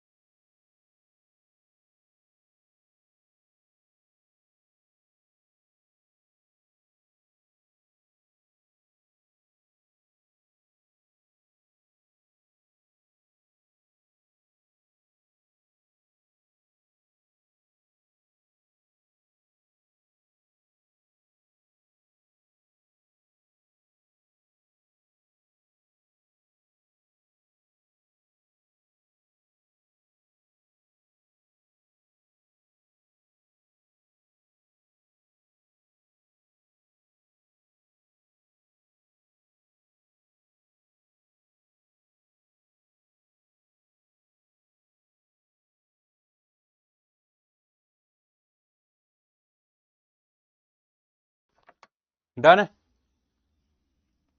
हो गया। चलिए चेक करते हैं। सबसे पहली बात तो रिएक्शन बैलेंस्ड नहीं है, बिकॉज एजी 1 मोल दे रहा है लेकिन कैल्शियम 2, एजी 1 मोल ले रहा है लेकिन कैल्शियम 2 मोल दे रहा है, तो हमें एजी के आगे 2 लगाना पड़ेगा, पहली बात। अब ई सेल का फॉर्मूला हमारे पास आ जाएगा, E naught cell minus 2.303 R T by N F. N की वैल्यू 2 है क्योंकि सिल्वर 2 मोल ले रहा है, कैल्शियम 2 मोल दे रहा है। एफ लॉग प्रोडक्ट के आयंस हैं कैल्शियम +2 और रिएक्टेंट के आयन है Ag+ और उसकी पावर भी 2 है। तो ये हमारे पास आंसर आ गया। डन है, डन है, सही है, सही है, सही है, सही है। चलिए ठीक है, तो ये हमारी आज की क्लास है भैया। मिलते हैं ऐसे ही मंडे को, यानी कल ही मिलेंगे। तो आपको आपके पास आज के जो टाइम है वो यूटिलाइज करो, आधा 1 घंटा निकाल के पूरी क्लास को रिवाइज करना, सारे फॉर्मूले याद करके आना, ताकि अगली क्लास में हम इसके ऊपर काम कर पाए। चलिए मिलते हैं, bye bye, take care, love you. ठीक है।